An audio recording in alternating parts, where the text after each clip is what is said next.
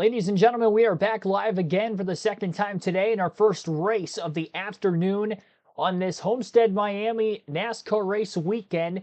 And today we have the NASCAR Craftsman Truck Series for you next. The Baptist Health 200-mile, 134-lap race, second round of the round of 8 of the playoffs for the NASCAR Craftsman Truck Series coming into this one. And a pretty tight points battle around the bubble as of right now coming into this race. We'll spotlight those drivers who is doing really well, who is maybe in a not a must-win situation, but has to have two spectacular race weekends if they don't go to victory lane coming for themselves, as you see on the big screen. And we will obviously have the ticker scrolling across the bottom of the screen throughout the course of today's race as well. Appreciate everybody tuning in for this one. Just wrapped up practice and qualifying earlier this morning, and now we are set here this afternoon for the Craftsman Truck Series race today. Again, all action for NASCAR this weekend at the Homestead-Miami Speedway, and the second race of the round of 8 of the playoffs all the way across the board. Before we get into those point standings, though, in a little bit, we've got the national anthem starting right now as we kickstart today's race. Location, please welcome, from Charlotte Harbor Young Life, Cody Workman. Let's pray. Father, we thank you for an amazing, amazing weekend here at Homestead-Miami Speedway. Lord, we pray for all those who have been affected by recent storms from the mountains of North Carolina to the barrier islands of our home in Southwest Florida. Lord, we ask that you bless everybody with your love and protection and continue to send people to be your hands and feet. Lord, we ask for that same protection today for our drivers, crew members, and official safety workers. Let the skills that you have blessed them with today be honoring and glorifying to you. In your name we pray. Amen. Here to perform our national anthem, please welcome two-time Emmy nominee, Bo Davidson.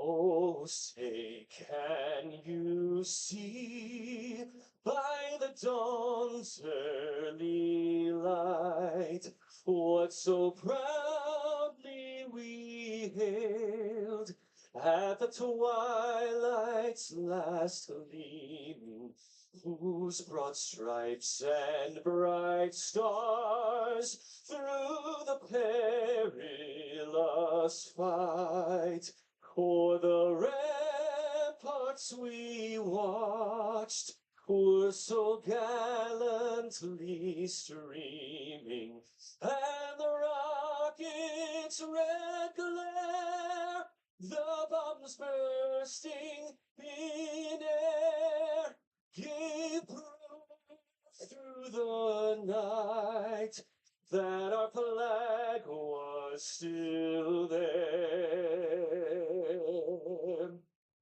Oh, say does that star-spangled banner yet wave o'er the land of the free and the home of the brave?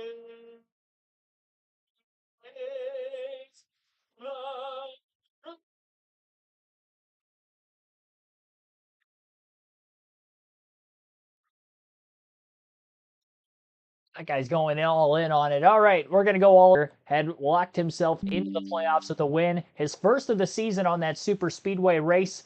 And coming out of that race, he's the only driver obviously locked into the championship for. Second in the point standings currently is Corey Heim. He's 30 points to the good. And Christian Eck is 29 points to the good following his regular season championship and the way his playoffs have performed through these first 4 races as well. Ty Majeski is the last driver above the cut line, though, only +5 ahead of Raja Caruth, who is the first driver outside of the bubble. And Taylor Gray is 6th right now in the standings at -13 points. Nick A. And Tyler Ankrum, who is 8th and last of these 8 playoff drivers remaining this season. He is 23 points below Majeski for that final spot. Obviously, a win and you're in, but at least one driver is going to have to advance on points if it isn't for a win in these 3 races. And obviously, if we see any non-playoff drivers winning or a repeat driver who may have won in the playoffs earlier and win again in this round, they will have more than one driver lock themselves in on points as well. So still waiting to get the raw feed up as of right now on NASCAR.com.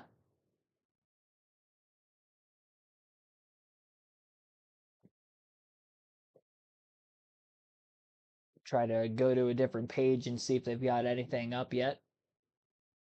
Okay, here it is. Just on the wrong page at the moment. We'll go through the starting lineup for today's race. A lot of those said playoff drivers I just mentioned all starting up at the front of the field. Corey Heim is going to be on the pole for this one, probably the favorite to win the race. He's won the most Truck Series races so far this year. 6 looking for number 7. Taylor Gray, who is also in a Toyota, same team, Tricon Garage, trying to get into the championship 4 as well, as he is starting outside of row 1. In row 2 will be Raja Caruth and Nick Sanchez. Each have one win on an intermediate track, mile-and-a-half track this season. Caruth in the Spring Vegas race and Nick Sanchez at Charlotte earlier this year. Ty Majeski, Caden Honeycutt in row 3. Majeski, a former winner here at Homestead. In row number 4, Daniel Dye and Christian Eckes. Row 5 for Grant Enfinger, the last and most recent truck winner at Dega, and Connor Mosak making another start for Spire Motorsports in the 7. Bailey Curry and Stuart Friesen lining up in row 6. Lane Riggs at 2 to the outside. He'll be driving that full-time truck next season for the 25 team, finishing out the year with them this year as well. Tyler Rankrum and Connor Zilich will line up in row 8. The young phenom Zilich with an Xfinity Series win, only making his 3rd truck start today in the 75. Chase Purdy, Dean Thompson make up row 9, and then rounding out the top half of the field in row 10, Ben Rhodes and William Sawalich. Corey Day is making his 3rd truck start of the season in a part-time effort. And Matt Crampton, 3-time truck champion, to his outside. Connor Jones, Matt Mills make up row 12. Behind them in row 13, Timmy Hill and Jake Garcia. Wallace Allen, Connor Daly in row 14. Nathan Bird, Marco Andretti in row 15. Frankie Muniz is in the 22 truck this weekend inside of row 16 with Justin Mondyke in row 16 as well. In row 17, rounding out the field will be Tanner Gray and Spencer Boyd. And that will make up the 34 truck field for today's race. Again, the Baptist Health 200. Frank Powers, Bubba Davis, you guys are the first in the chat below. Thanks for tuning in. As usual, chat poll will be open until the end of stage 2. I asked who you think is going to win today's Craftsman truck race at Homestead. Corey Heim, Christian Eckes, Ty Majeski are the 3 options. If you think somebody other than those 3 will win, you can also vote for other. 6 early votes. 50% of those going to Heim. None for Eckes yet. 33% for Majeski. And 17% of the votes saying somebody other than those 3 will win. And again, that will vary, as that will stay open again until the end of stage 2.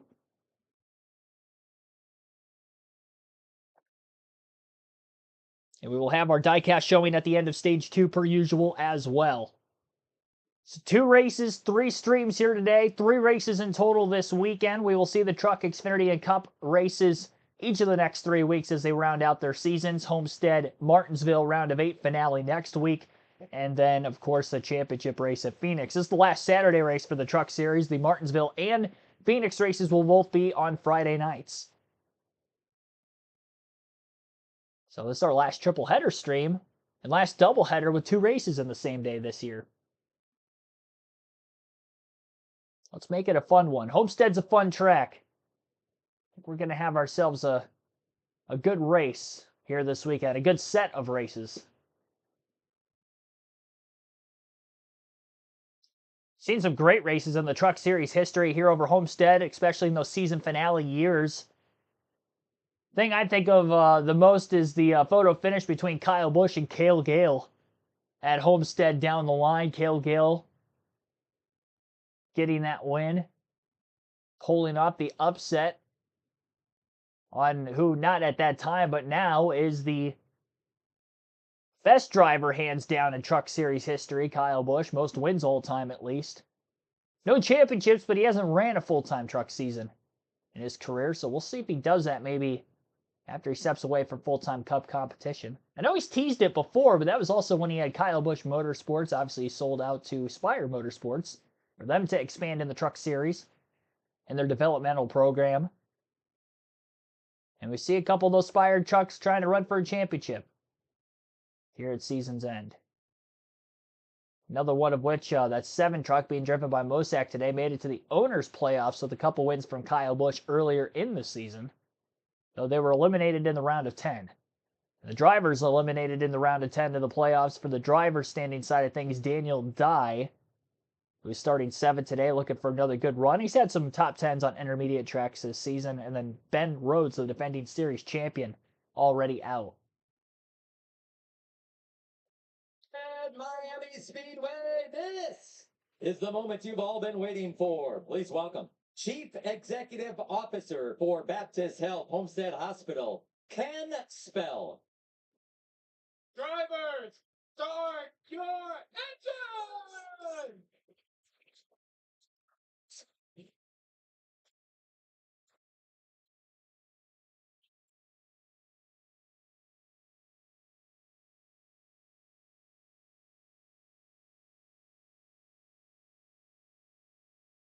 Well, it's a two-day event here for the truckers at Homestead. Qualifying took place on Friday. And Corey Heim, who has 6, got it done when it matters most. Roger and Nick here on row 2. Those trucks are going to be fast when we go racing here in a little bit. I'm Majeski, another one of those guys above the cut line. And Caden Honeycutt announced that he will be full-time next year. Good for him. That's going to be a great pairing next year. Danny Dye. That's, and there's Grant Enfinger on row 5. Oh, let's see, get a word with him. Yeah, let's do that. Bill, push the button. We're having communication issues. Here we go. Hey, Grant Enfinger, this is Phil Parsons in the Fox booth. You got a copy?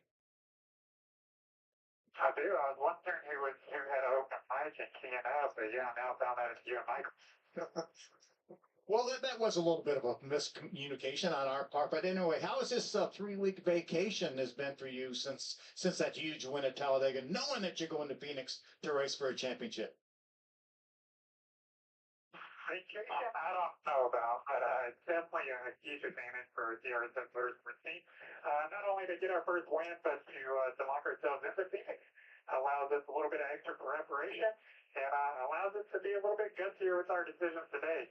So I honestly think we got a champion power formation. I think that's strong enough to potentially contend for another win today. So I think we're in this very serious and do our best to win. Grant Enfinger, it's Waltrip. How difficult for the viewers at home is it to manage that grip right out next to the wall, running that high on the racetrack? How challenging is that? It's definitely challenging. I think it's a little bit more so in the truck with the way our bodies are. For years working,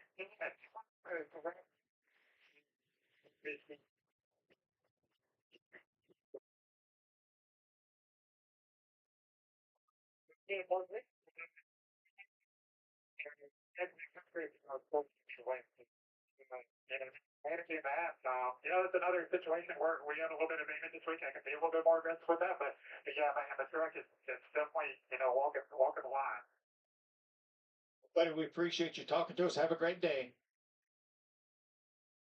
Absolutely. Thank you, guys. Well, we have 2 pit reporters, per usual, covering all the action on pit road. Amanda Busick and Todd Bodine. Mr. Bodine, a 2-time winner here. I hope you're sharing all that wealth of knowledge that you have. I would give it to anybody who want to listen, Jamie, but these young guys say I'm just an old guy that won a few races, so no big deal. Well, yeah, today, it's different than when I won all those races in the 2 championships. So we raced under the regular points format. Today, these guys race under the playoff format, and there's always that one guy that goes from round to round just scratching and clawing, trying to get points. Today, in Homestead, that guy is Tyler Ankrum. He's minus 23 to the cut line. They've got to get points. Yeah, they're here to win the race, but the reality is getting points. And Mark Hillman is crew chief, who I call my big little brother because Mark was my truck chief for 7 years. And Mark, we won those 2 championships, but we won them in different circumstances. We won on the old format points, and we didn't have stage racing. So how has those 2 things changed how a crew chief thinks about these races? Well, I mean, with the points the way they are today, we were looking at 36 points. We only had to execute the end of the race for points. Today's world, you got 20 extra points, so you can get 55, 56 points in a full race, and you can execute all the stages, right? So that makes you have to focus on stage 1, stage 2 points throughout the race, and then be there at the end. No mistakes. So we're going for points today. That's what the plan is here with Mark Hillman. Take down you, Amanda. Yeah, Todd, another team going for points today is that 17 of Taylor Gray. We took a look at the free fight for Grant and Fingers Flynn and Talladega racing right alongside them was Taylor Gray for his first win. It was a runner-up finish that Taylor Gray called brutal, but said that he's ready to move on from it. His crew chief, Jim Hensley, told him that, hey, if there's ever a person to lose to, it is Grant Enfinger. He is the best to ever do it on speedways. He has his best qualifying effort here this weekend in Miami, starting from the second position. If he capitalizes on that here today, Taylor will be in great position at our penultimate race in Martinsville next Friday. Jamie? Thank you, Amanda. Yes, so many storylines, so much on the line. And what a great racetrack to come to. This is a place that drivers, they call it their favorite place to race. It's going to be fun. And Mikey, how about our Craftsman track description? I like track descriptions because the numbers really mean a lot to these guys, but you just can't put it into words what it's like to drive around this place. 1.5 miles in length, up to 180 miles an hour. The banking is variable. That's why when Grant's talking about there's more grip next to the wall, higher up there you can get, the faster you can go. And that's the line that they're going to be walking. That's your Craftsman track description. Let's take a look at our race analysis. You see this race is 134 laps, 200 miles. Stage 1's 30, stage 2 is 30. You see that final stage at 74 laps and our pit window somewhere between 50 and 55. I think if we get a green flag run in that third stage, we're going to see green flag pit stops, probably starting around lap 100 to 105. So it'd be fun to watch. That's when we're really going to have to start leaning on our stat guys and listening to the radios, figuring out who's doing what as far as strategy goes and getting those points early in this race. Well, we have 2 onboards to follow along with today. Yeah, this is the Infinity Communications onboard for Lane Riggs. Lane, 2-time winner already this season. Unfortunately, didn't make the playoffs. And more bad news that he will have to go to the back of the pack because he was underweight in the post-qualifying weigh-in. So it's going to be fun to watch that 38 come from the back. Let's hop on board with Daniel Dye, race to stop suicide onboard camera on his Chevrolet. He's going to roll from the 7th position. Daniel's had a great season. See if he can get a win here late in the year. He's always in the middle of the action. Looking forward to that. We're about to heat things up here in South Florida. 134 laps, 200 miles of racing action coming your way next. Quick commercial break on FS1 before we get into the actual racing action here today. Again, 30 laps in the first 2 stages, 74 in the final stage. They will have to make a pit stop for fuel purposes in stage 3, whether that be under caution or under green. We'll have to wait and see. We've seen a lot of long green flag runs in stage 3 through the truck races on these intermediate tracks this season, and we'll see if that'll be the case again here today. Not a lot of grip around this Homestead-Miami Speedway, and the later we get on into the daytime, the track temps will only continue to increase as we get to the start of the Xfinity Series race a little later on in this afternoon. Cooler conditions during morning practice and qualifying for the Cup Series today. Both the NASCAR Craftsman Truck Series and NASCAR Xfinity Series had their practice and qualifying yesterday evening, leading up to the start of their races today, where again you see Corey Heim on the pole for the first time this season as he tries to go for win number 7 on the year. He's going to be my pick to win the race today.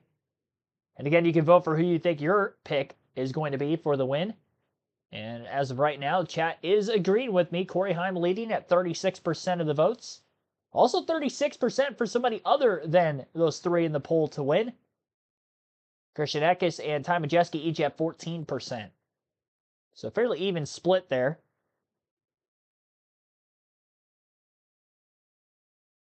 And again, starting lineup back on screen. Michael Turner, thanks for tuning back in to race 2, or stream 2, I guess, today.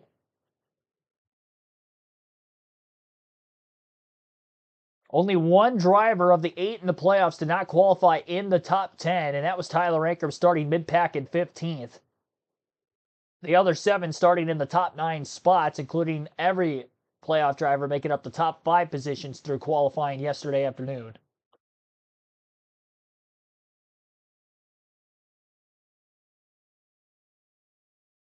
So the 2 Tricon Garage Toyotas going to lead the field off the front row to get this race kick-started.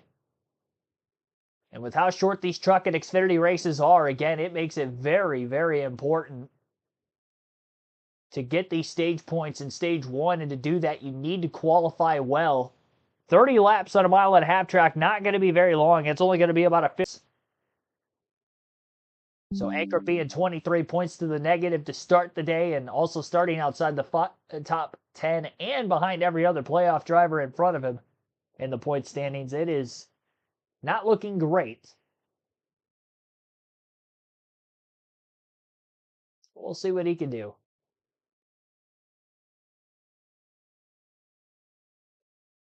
Field has been given the 1-to-go signal, and the leaders are on the back straightaway right now, so we will be going green in less than a lap.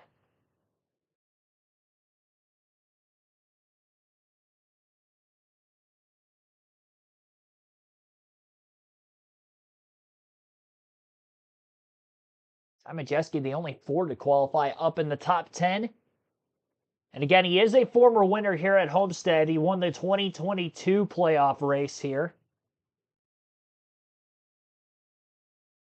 as he tries to make it back to the Championship 4 for the second time in his Craftsman Truck Series career.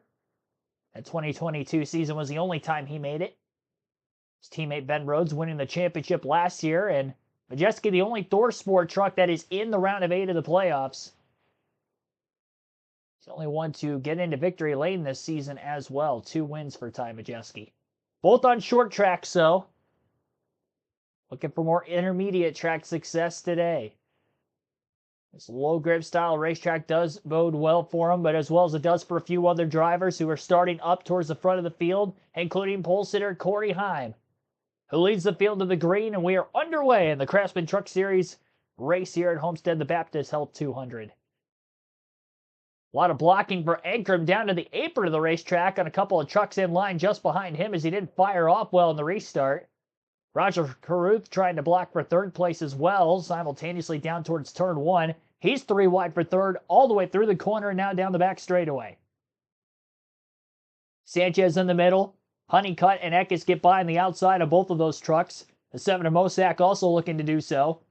The 2 out of the gas in the center of the corner, middle lane again through 3 and 4, and slides in line right in front of not Christian Eckes, the 9 truck, Grant Enfinger. Lap 1 led by pole sitter Corey Heim. A lot of the field still trying to get organized outside the top 10. Nick Sanchez dropping like a rock right now. Still stuck 3 wide middle again off turn 2 for the second consecutive lap. He's got Enfinger to his outside. Daniel Dye to the inside. And it is quickly a fight to get into the top lane of the racetrack, into the fast lane. Sanchez's truck just looks really loose down to the bottom again. Trying to stay in front of Daniel Dye as best as he can. By the time he gets to corner exit, he has fallen all the way back to the 10th place position. Ben Rhodes in the 99 rocketing forward after qualifying back in row 10. He's already up inside the top 10. An amazing start for him.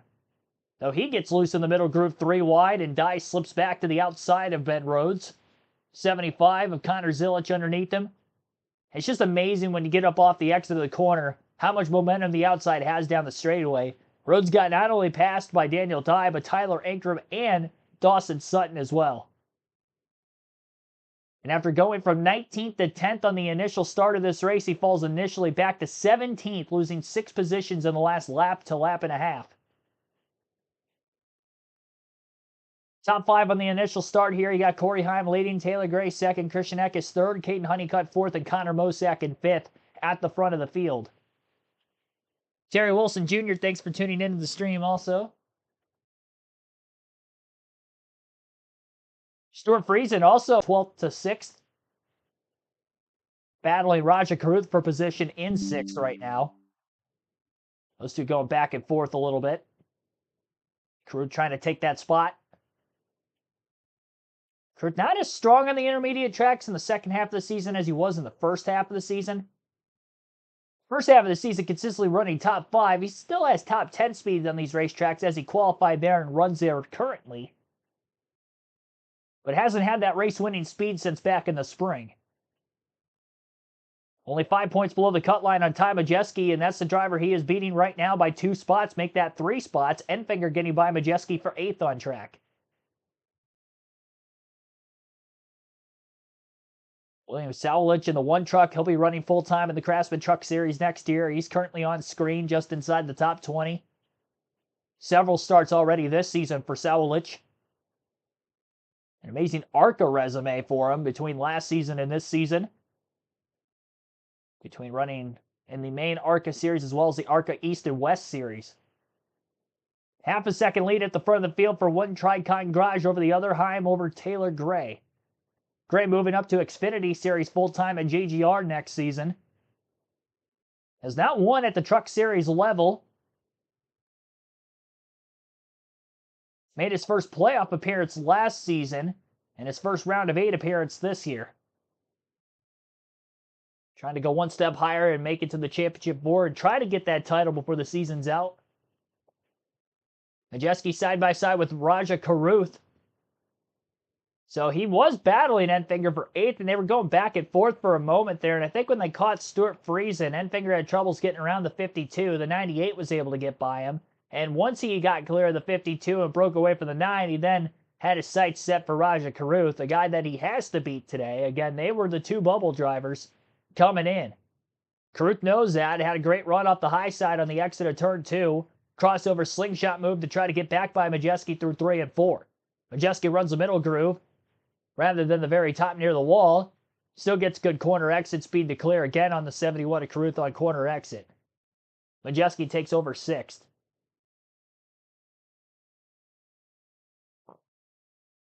Top 5 has not changed positions in the running order since lap 1. A lot of changes, though, 6th through 10th in the back half of the top 10.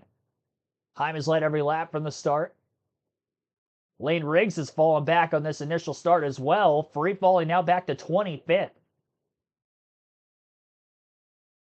He's going to want to make a run at the championship in Season 2 next year for Front Row Motorsports. He's going to have to start getting more consistent and better finishes, better runs throughout the course of the race on these intermediate tracks they see here today at Homestead. Really lacking success there. Short track program has turned around immensely for that team. 3 top 3s in the playoffs alone on the short tracks, including 2 wins at Milwaukee and at Bristol. Caden Honeycutt has caught up to Christian Eckes for 3rd. Look to the inside through 3 and 4 to make the pass. Not going to make it. Honeycutt will be running full-time at East Motorsports next season in the Craftsman Truck Series. More than a half a dozen top 10 finishes in a part-time effort with that 45 team so far this year. And most of which on these 1.5 miles, so he should have a solid run today if he can keep the truck clean. Off to a hot start in this race. Tyler Rankum right around where he started. He is in 15th. Started 15th. Now actually just got passed by Tanner Gray for that 15th spot. So Ankrum now sits 16th place. And every truck that started the race still in it. Frankie Muniz 1 lap down. Currently in 32nd. It's the only truck off the lead lap as we're 12 laps in.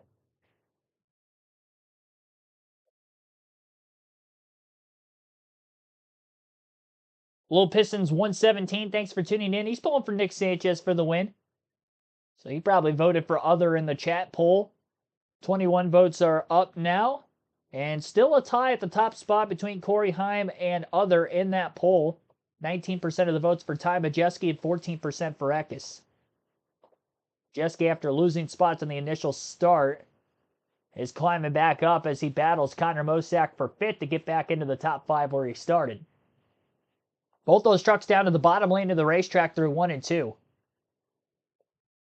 Caden Honeycutt caught past Eckes, caught past Taylor Gray. Honeycutt's now in 2nd.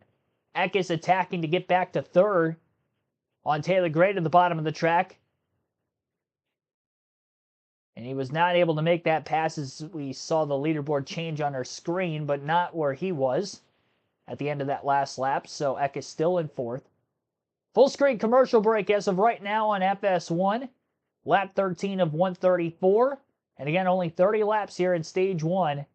Top 10 at the break. Corey Heim in the lead. Caden Honeycutt 2nd. Taylor Gray in 3rd.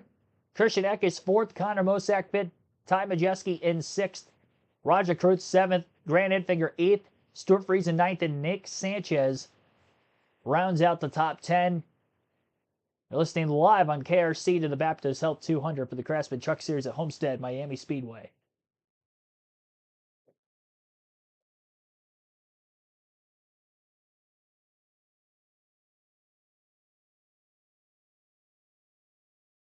1.1 second lead for Heim over Honeycutt. And that last lap, Honeycutt was 1/10 of a second quicker than our race leader. Make that 2 laps ago now. Last lap, he was about 600ths of a second quicker, but he is consistently faster and is the fastest truck overall on the racetrack. So good long run speed being shown by Honeycutt so far.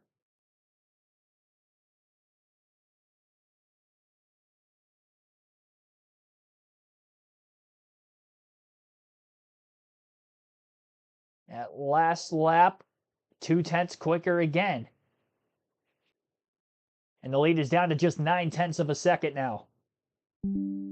Thanks back from this commercial break. I guess Honeycutt's going to be right there. The pace he's running. He's going to have a great shot to win this first stage if we stay caution free. Last lap, 800ths of a second quicker. 600ths. 600ths quicker. Just chipping away. I'm still the second fastest truck on track. Only behind Honeycutt. And Taylor Gray, the lap time he just ran, slows to the top 8. As he still remains in third. Starting to hold up a lot of trucks. He's 3 seconds off the race lead. Eckes has been battling Gray this entire time and just has not been able to pass him. And welcome back to Homestead-Miami Speedway. Corey Heim continues to lead here. He's led all 17 laps so far.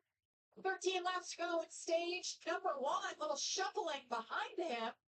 Game Honeycutt on the charge. Moved into the second spot. You see him there in the 45 truck right up there on the top of the racetrack. Taylor Gray and then Christian Eckes. Ty Majeski in that 5th spot.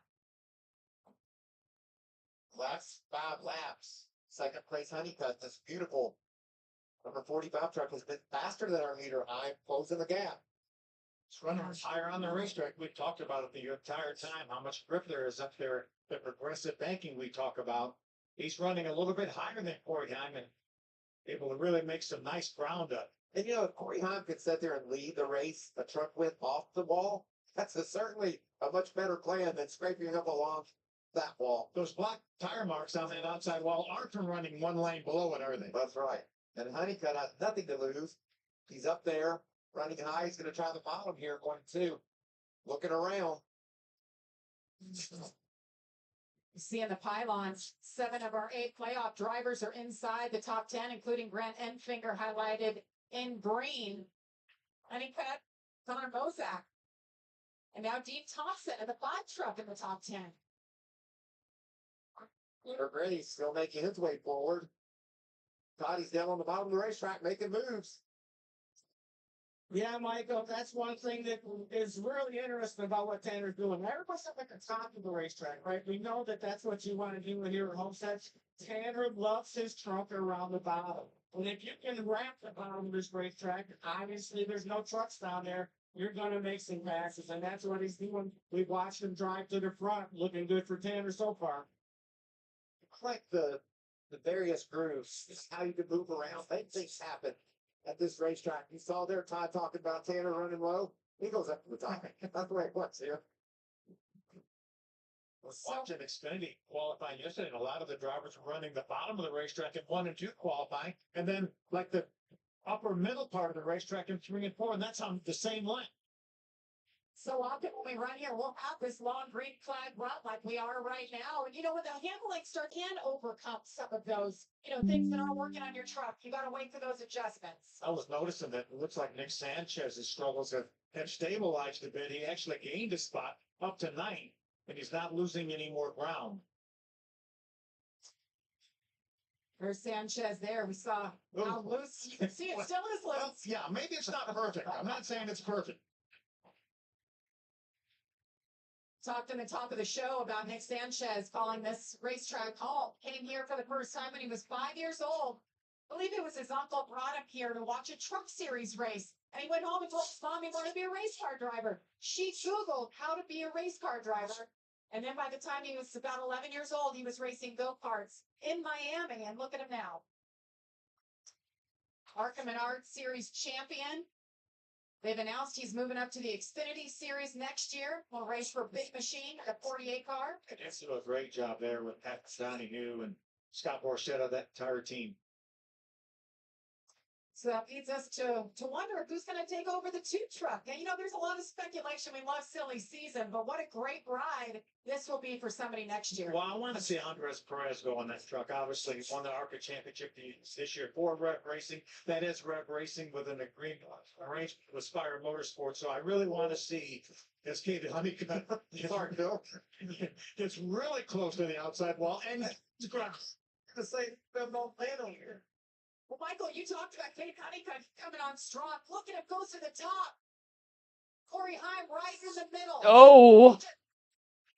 By 0.4 of a second. You know, there's something special about the way they can fill these trucks. Corey Heim is now looking in his mirror and seeing another guy that I think is a superstar of the future. Making some gambles there, risk running that high line. It's even harder, Phil, when you're behind another truck because your vision isn't as good and you don't have your aero downforce. And Corey moved up the racetrack too. That was probably the highest we've seen him run down there in 3 and 4. See them going around the 44. Connor Daly in the truck this year for the 3rd time this season, just trying to hang on. Looks like he's got himself a loose truck as well. It's hard to explain to our viewers how challenging it is to drive these trucks when you lose the amount of grip that these trucks do on this racetrack.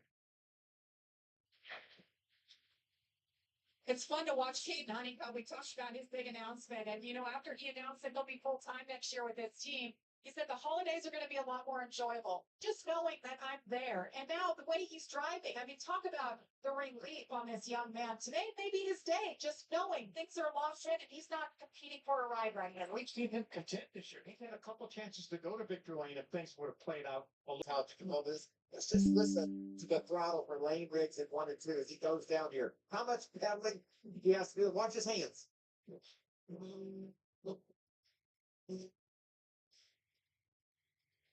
He's driving that truck with one hand. You can see the right hand. He's letting the wheel slip through it there. But he wants to go wide open. And if we go on the restart on the first time, he'll do that. But it's certainly a different story now, isn't it?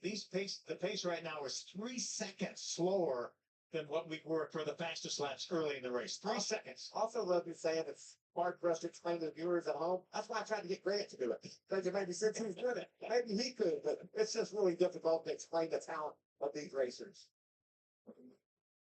Just about 2 laps to go here in stage number 1.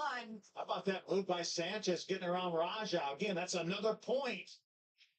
Sanchez's truck is coming around a little bit. That gives him the 8th spot. Raja's going to fight back. And we saw him lose his heck on the 2nd or 3rd lap. So he's just learned how to deal with it. It certainly isn't any better now.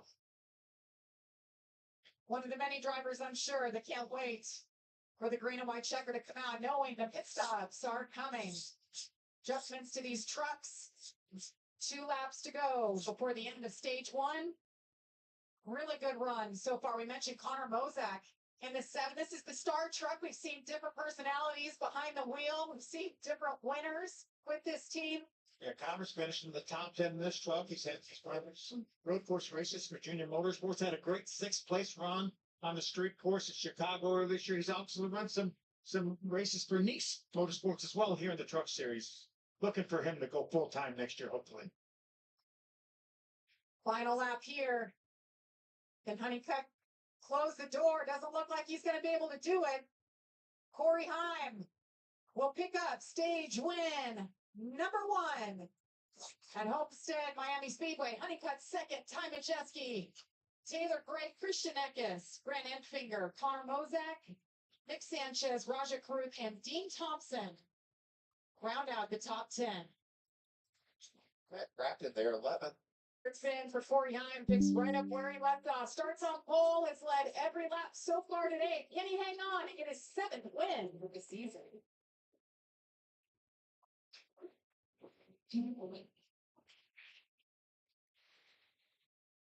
Ninth stage win of the season for Corey Heim. Started on the pole and has led all 30 laps of the race so far through a caution-free stage 1. Free pass will go to Timmy Hill in the 56 truck, who is currently running 27th. He'll get back on the lead lap. We'll be seeing our first pit stops of the race today. About a second of fall off over a 10-lap green flag run period. So definitely going to want to take those tires off the race truck, put new ones on. We'll see how the pit stop sequencing will go from there. Corey Heim first in stage 1, Caden Honeycutt second, Ty Majeski third, Taylor Gray fourth, Christian Eckes in fifth, Grant Enfinger sixth, Connor Mosack seventh, Nick Sanchez eighth, Raja Kruth ninth, Dean Thompson rounds out the top 10, and again 1 point per position. And the only playoff driver not to finish in the top 10 there was Tyler Ankrum, who was 16th. And the 7 of the 9 that qualified in the top 9 position still stayed there right off this initial start, despite the crazy initial start of the race where we saw a lot of movement in the field. Some of them getting back up in the running order, close to where they qualified. Before we get to those next pit stops, I'll take another break. You're listening live to the Baptist Health 200 here for the NASCAR Craftsman Truck Series on KRC.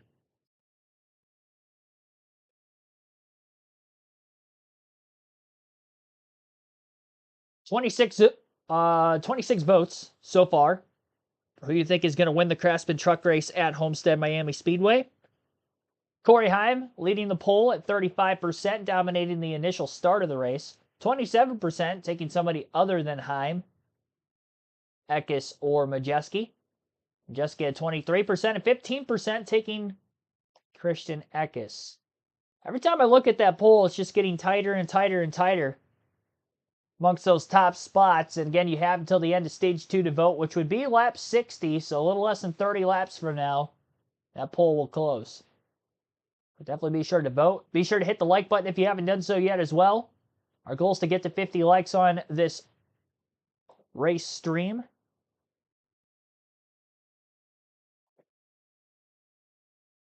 And currently we are at 18 likes.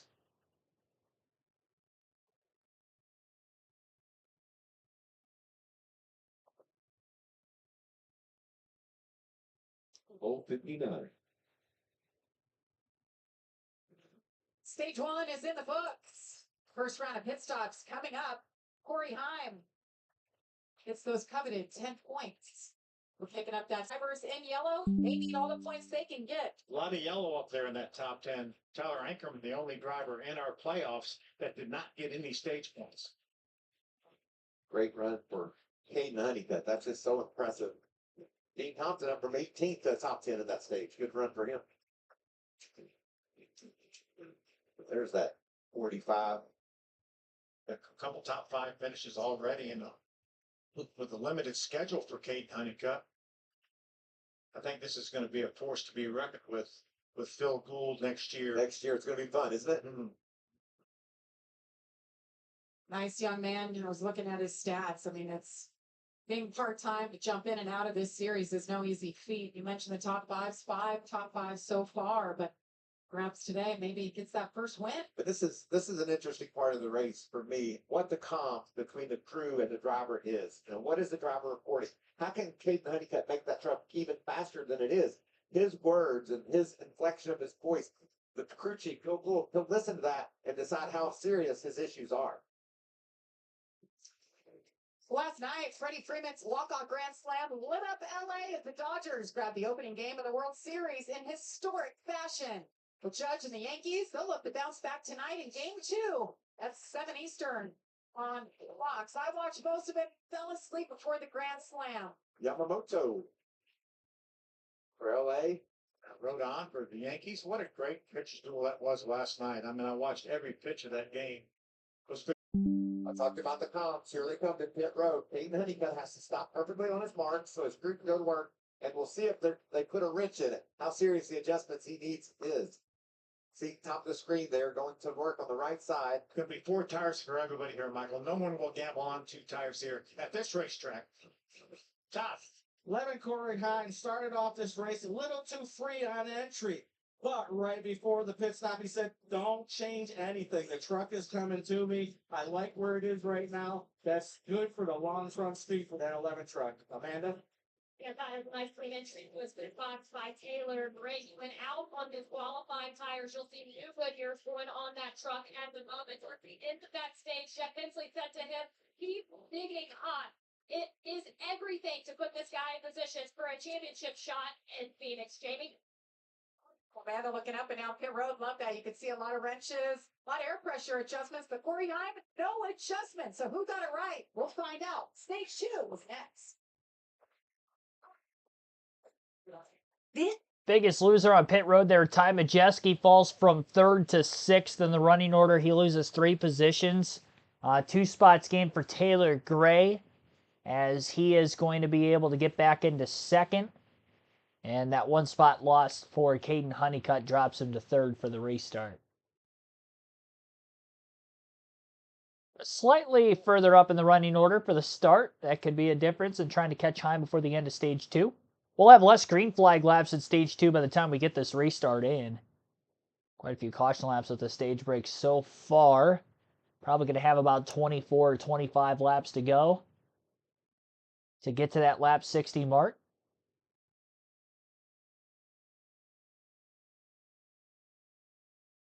Michael, thanks for that comment in the chat a little bit ago as well about Busher and Logano going to the rear for the start of the race tomorrow. Did not see that, obviously, with short break that we had in between streams. From post-practice qualifying for the Cup Series through this truck race. Again, 4 p.m. Eastern later today. We'll go live for the NASCAR Xfinity Series race and Cup race coverage tomorrow at 2 p.m. Eastern as well. Corey Heim won the race off pit road, so he continues to lead. He's led every lap from the start of the race so far. 99 laps to go in the Baptist Health 200 at Homestead. A little over 25 minutes into this race. It's the first caution so far with the stage end at lap 30. So our average race speed is still up at 123.55 miles per hour. And again, Timmy Hill got the free pass with that caution. Frankie Muniz is out of the race for a brief period of time. That's why he was a lap down earlier. He's actually still off track, pulled to the garage area with a mechanical issue of some sort after lap 13. So he is the only driver off track and or out of this race at this point. 27 on the lead lap to begin stage 2. Those drivers at the back of the pack going to be battling for the free pass position. Do whatever they can to try to get back into this.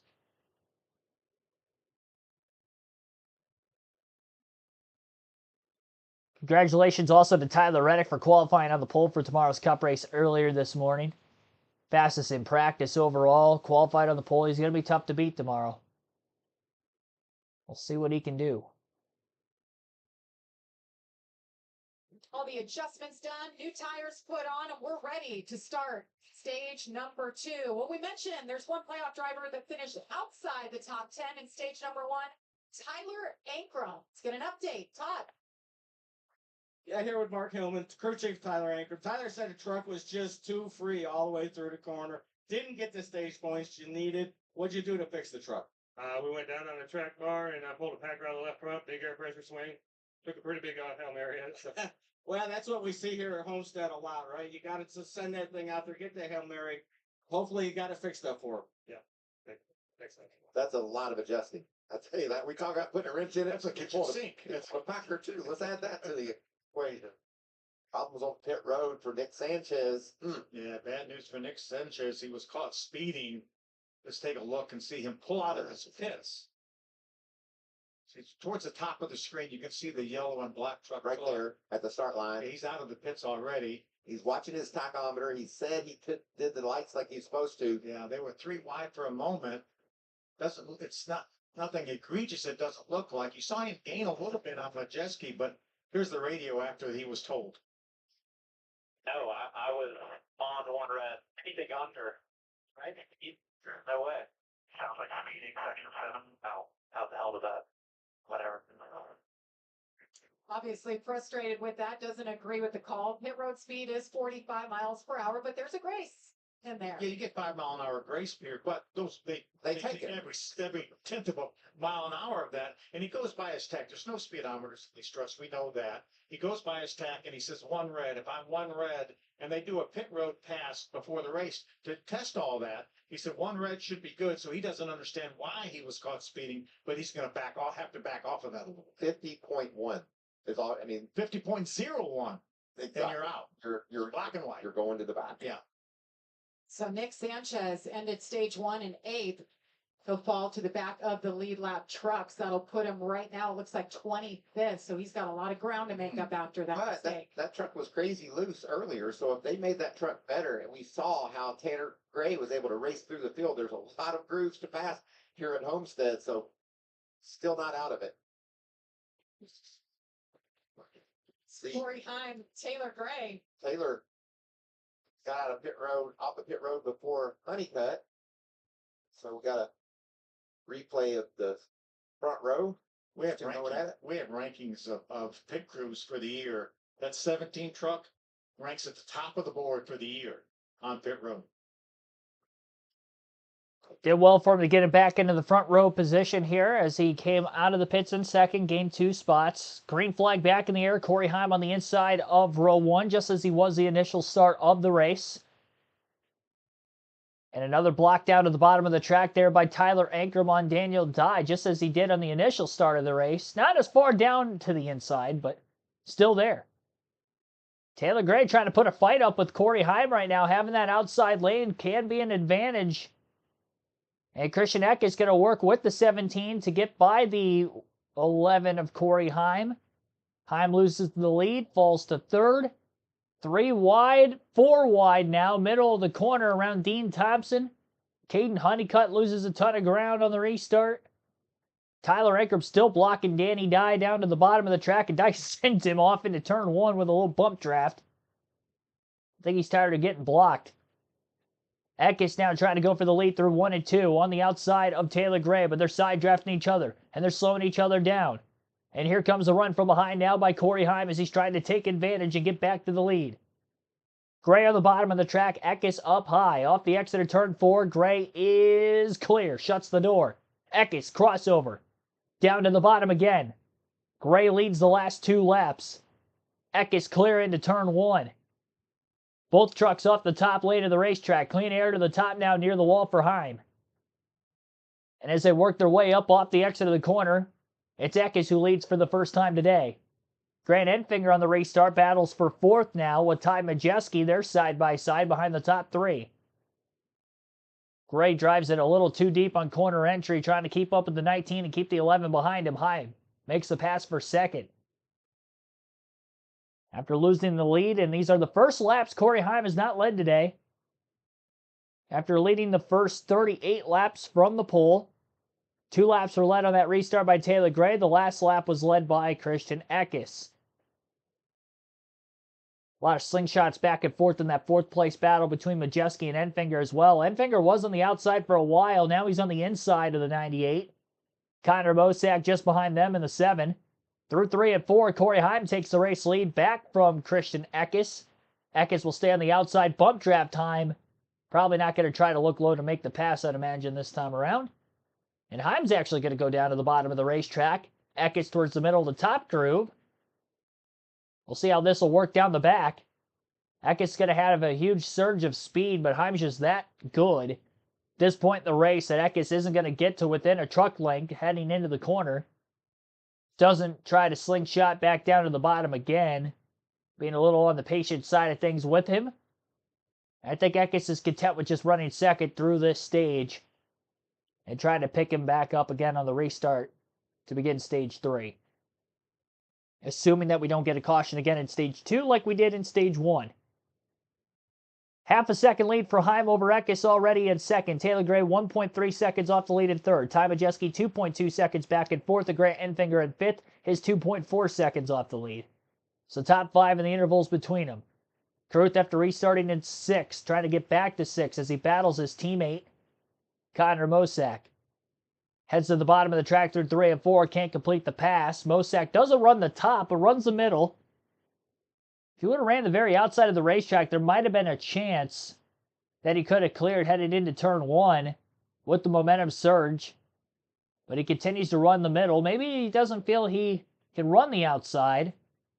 Big wiggle by Caruth that time in the center of 1 and 2. Down from the bottom of the racetrack, loses a lot of ground to Mosak. Mosak is clear. And now runs a little closer to the wall, but still about 2 lanes off of it in the middle line again. Caruth content with still trying to run the very bottom of the track as well. as they race on again. 6th and 7th is Mosack and Caruth. Nick Sanchez, after a speeding penalty, restarted at the rear end of the field behind the longest line of cars on the restart. Is that said penalty?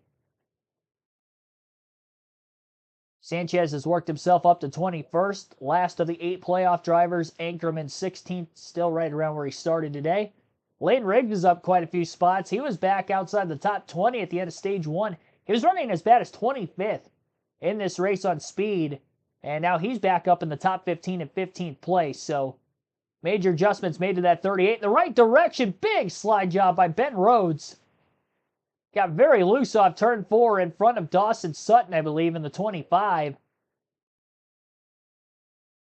Just barely had him clear. Sutton might have gave him a little leeway getting out of the gas. And with doing so, he was still able to get by him in the next corner. Same for the 75 truck of Connor Zilich as well. Rhodes falls down to 24th in the running order. Showing a replay of that 4 wide initial restart. It was definitely wild up there. Still going pretty wild in the middle to back of the pack, tail end of the lead lap. Side-by-side commercial break, working on FS1. 0.6 of a second lead for Corey Heim, just gradually pulling out ahead of Christian Eckes, who still sits in second. Taylor Gray is third, Grant Enfinger fourth, and Ty Majeski in fifth, Connor Mosack sixth, Raja Cruz seventh. Caden Honeycutt, who was second at the end of stage 1, lost a couple spots on pit road, and then lost even more spots on the restart, is in 8th. Matt Crafton in the top 10 for the first time today, and 9th, Daniel Dye is in 10th.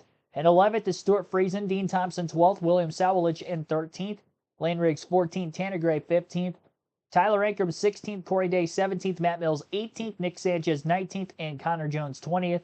Jace Purdy at 21st, Connor Zilich 22nd, Dawson Sutton 23rd, Ben Rhodes 24th, Lawless Allen 25th, and Timmy Hill 26th. First truck 1 lap down is Jake Garcia in 27th, and Connor Daly 28th, Nathan Bird 29th, and Justin Mindike in 30th. Marco Andretti in 31st, Spencer Boyd 32nd, 33rd is Bailey Curry, and Frankie Muniz is back out on the racetrack, 26 laps down in 23rd. Had a mechanical issue. He was in the garage for a lengthy period of time, and now he's back out on the racetrack again, 26 laps down. So all 34 trucks are still in this race, 26 on the lead lap. Heim, who has now led 2 different times, has led for 48 laps and counting. 2 laps led for Taylor Gray and 1 for Christian Eckes. Those are 3 different drivers that have led. 3 lead changes. 1 caution for the stage yellow at lap 30. Average race speed 118.99 miles per hour again. And we are a little over 35 minutes from the drop of the green flag to where we are at right now. Corey Heim won stage 1. It was his 9th stage win of the season. No more playoff points awarded to the stage wins now that we're this late in the year, because if you make it to the championship 4, it's just 1 race. So no points in that round, but obviously gets the 10 points towards his standings in this round of the playoffs for winning the stage, which is huge, as he came in plus 30. And even if he doesn't win today, getting these 2 stage wins is going to put him a whole heck of a lot closer to clinching himself into the championship 4 points at the very least next week. 29 votes have currently been casted. 38% of those votes taking Corey Heim for the win today. 24% for Ty Majeski and other than those 3 on the charts. And Christian Eckes at 14%. Heim was my pick. And according to the voting poll, the majority of your guys' pick as well. 24 likes on the stream. Our goal is to get to 50. We have about that many people concurrently in the chat, so be sure to hit that like button if you have not done so yet. Subscribe for more daily NASCAR content, live NASCAR commentary streams like this. We'll have this for the final few weeks of the NASCAR season this year for Truck Xfinity and Cup racing, as well as Cup practice and qualifying like we had earlier this morning. And we will also have that again throughout next season and beyond as well. 8 laps to go in stage 2. Last lap, Eckes was maybe a 10th quicker than Corey Heim. Grant Enfinger was actually the fastest truck on the track, 2 tenths quicker than Corey Heim at the front of the field, as Enfinger's driven up to 3rd. Started in 9th place today was Grant, just slowly cutting into that lead, 3 tenths quicker again, and the fastest truck on track for the 2nd lap in a row that last time by. 6 laps left at the start-finish line this time. Corey Heim is faster on a more consistent basis than Eckes. Just maintaining that 9/10 of a second lead. Race, and I will gamble if I need to. Todd?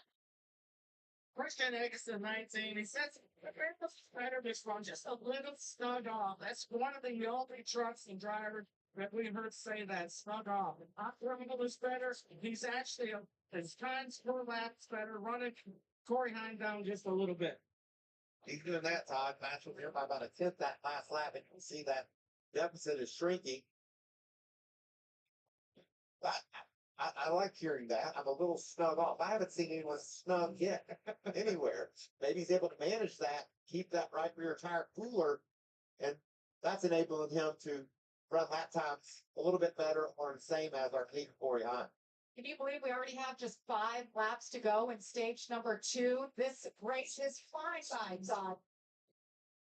Yeah, Michael, I talked to Christian right there at driver intros, and that's one of the things he said to me. His goal today was to manage his right side tires. He knew if he burned that right rear off, it was going to get loose. If he went in there and turned on the wheels too much and burned stripes enough, it was going to push. So that is exactly what Christian is trying to do right now, I guarantee it. He better watch out for that 9 truck right there.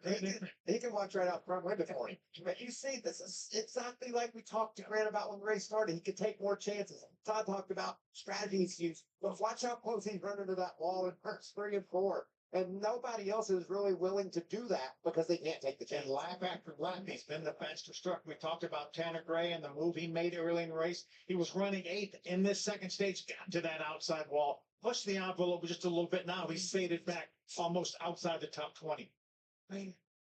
Grant Enfinger, 9 trucks started 9th up to 2nd now as this battle has been heating up a little bit. Corey Day in the 91, the one of William Sawallich. Haven't mentioned Corey Day yet today, making his 3rd truck appearance. Oh, he's the out there by that wall, slipping and sliding. He's used to that, but he's doing a nice job. Having a good, solid, steady day. I talked about stars of the future, stars of today. These are 2 guys that are on the list that look at the star of the moment. Lead. Grant Enfinger just said, see it, Corey. I'm going to take over and lead for a little bit here with 3 Oh laps. boy, he got loose. Then slides it sideways up off the corner. What a nice move by Grant Enfinger. Grant told us before the race he thought he had the truck to win the race with. Man, it's got to feel good to be Grant right now. Mm-hmm. What a good feeling here for these last 3 weeks, knowing that you're already locked in the things. You can come here, you can throw caution to the wind. Again, this racetrack doesn't lend itself a lot to strategy. We saw some great strategy last year by Ben Rhodes and Rich Lucius. Maybe we'll see something by some of these playoff competitors in this 3rd stage here. Hard to mix up the strategies, but there isn't any caution. You know, you gotta know you're gonna run at the end of each of these stages. If the caution doesn't come out, this next stage, things get mixed up. Yeah, to your point, Michael. 1 lap to go here in stage number 2. We've had 1 caution today, and that was for our stage break. So we don't typically get a whole bunch of cautions. Ben Rhodes took advantage of a caution right after the start of the 3rd stage, and that's why the strategy worked for him. See Corey Heim doing all he can do to keep that 19 of Eckes behind him. And these guys know every spot is a point. Grant Enfinger says, I don't need the points, but I'll take that. I'll take the stage win, though. And he does it. Grant Enfinger picks up his 3rd stage win of 2024. By the way, all 3 of those stage wins in the last 6 races. Coming on strong when it matters most. So caution is out. You see Nick Sanchez, not the top 10, didn't pick up any points there. Didn't make up a whole lot of ground as we take a look at how the pass for the lead happened. Grant Enfinger took it. He is the leader. We'll have pit stops for the 2nd time today. Coming up next. Stay with us. Second, but not the final time today. Again, we are outside the fuel window. Fuel window 50 to 55 laps with these trucks here at Homestead, and we're at 74 to go as we begin stage 3. As we exit the end of stage 2, we'll end the chat poll. 35 votes were casted. 40% taking Corey Heim for the race win today, including myself. 25% have Ty Majeski, other at 20%, 14% at Christian Eckes' voting slot. Corey Heim, though, second at the end of stage 2. to that of Grant Enfinger, our most recent winner here in the Truck Series. Talk about getting hot at the right time. Enfinger may win 2 races in a row here to start the round of 8.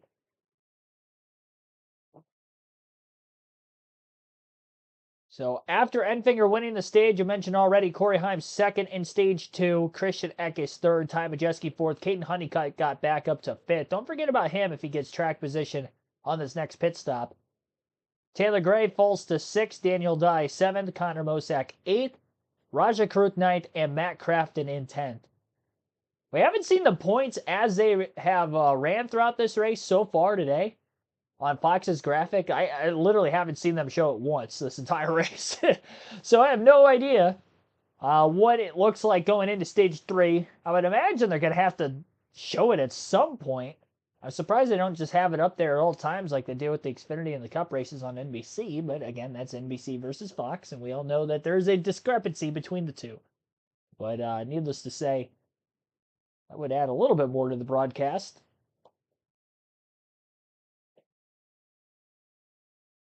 Two playoff drivers didn't get stage points. That was Ankerman and Sanchez, who were 16th, 17th at the end of stage 2. Sanchez had the speeding penalty. Of course, he was in the top 10 at the end of stage 1. Free pass goes to Jake Garcia in 27th. So he'll get back on the lead lap with the stage yellow at lap 60. It was the first time Enfinger has led in this race today. It was all the way to the end of the stage. We'll be getting pit stops.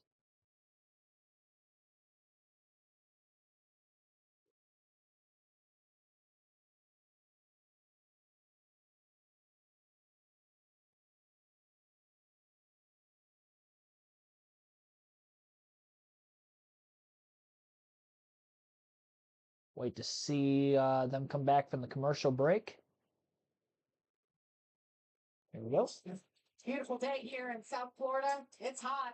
At least we've got the cloud cover right now. Clouds have rolled in as we take a look at total stage points earned today. Corey Heim, no surprise.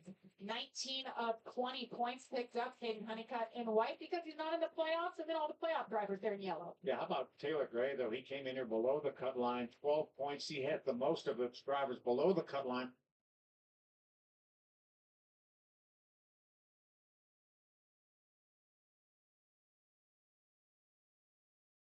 Raja, just a handful of points. Raja finished 9th in that stage. Needs to do a little bit better if he can. But follow his pit stops here. As Roger comes to pit road, you see him ducking off. That's Caden Honeycutt there. There comes Roger down into his pit, middle of the screen. He goes to work there. We know it's going to be 4 tires again. 4 tires for everybody. Interesting thing will be, can they make the adjustments with just air pressure? That makes the pit stop faster. Looks like nobody's putting a wrench inside of that truck, Todd. No, Corey Heim and Scott Cipodelli, they went a little too far in the ramp adjustment, so we had that wrong. They did adjust a little bit. Corey said the truck was a little too tight through the middle. Amanda? Yeah, Todd Josher Jr. is on his feet over watching this pit stop for Ty Majeski. He said he was nervous ahead of this race. Hope they can mitigate the risk that they can't control, Todd. Yeah, down here, Scott Cipodelli. First time today that you got passed on the racetrack, but I know you don't like that. So what's you got for Corey this time? Yeah, we made some tire pressure adjustments, and it seemed like it fell off a little bit, more than I expected. So we went back on that. We're gonna try a little wedge and see if we can tune this TRD Pro up for safe life. Try to win this race, but it's going okay. Just a little long way to go. Little Scott Cipodelli magic, maybe? Yeah, a little bit. Everything you taught me. There you go. At least somebody's listening to me. All right, so Corey Heim sits second right now. Got some adjustments, went back on the first one. We'll see who got it right. Coming up to the final stage of today's race. Another great pit stop for Taylor Gray. 4 spots gained again. Goes from 6th to 2nd. Just keeping him up in contention. That's something to look out for if we get a late caution. He can gain a couple spots, get a good restart. Remember, the last restart, he was able to lead 2 laps. So that is definitely keeping him in it. Great job by his crew. I want to also mention that Connor Zilich, fuel only, gained 15 positions. I don't think that's going to work here at Homestead. So I don't know if he's going to come back onto pit road and change tires and top off on fuel before we get to the restart, I mean, that could be a strategy play for them. It does save an extra set of tires. All these teams have one more set of tires, I believe, to the end of the race. But this will give him 2 sets. It's a bold strategy. But he's not racing for points, just experience. And to try to get a win. Not more a win. I mean, experience in the sense that he hasn't raced at Homestead, you know, in the top 3 series. His truck's not quite, you know, the same as an Xfinity car, per se. We will be seeing Zilich in that Xfinity race later as well.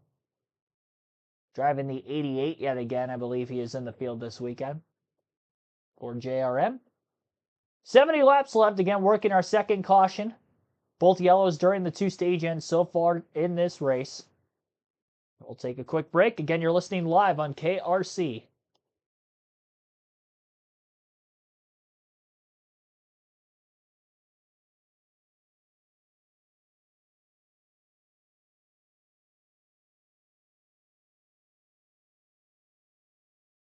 Grant Enfinger won the race off pit road after winning stage 2. Heim dropped just that 1 spot to Taylor Gray. He'll be restarting 3rd.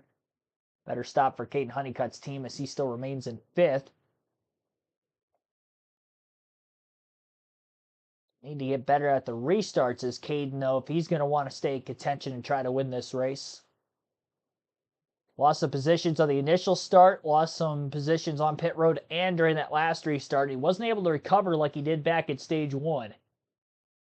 Enfinger was that truck in the top 10 that was making the most noise and the most moves through the field. Ratchet setup. We're getting ready to see some crazy action with our truckers.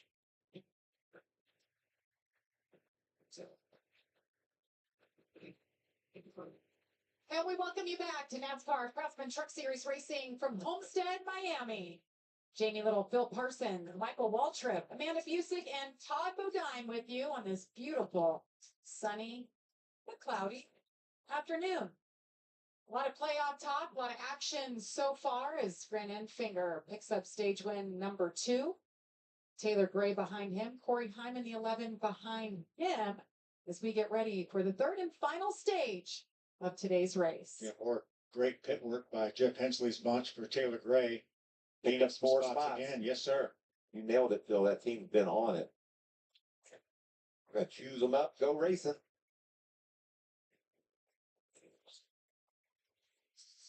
Something about Grant decides here. I'm going to choose top. I'm going to take. I think he's going to take the top 2 because he's jumped to the top on both the initial start and the start after the end of the first stage.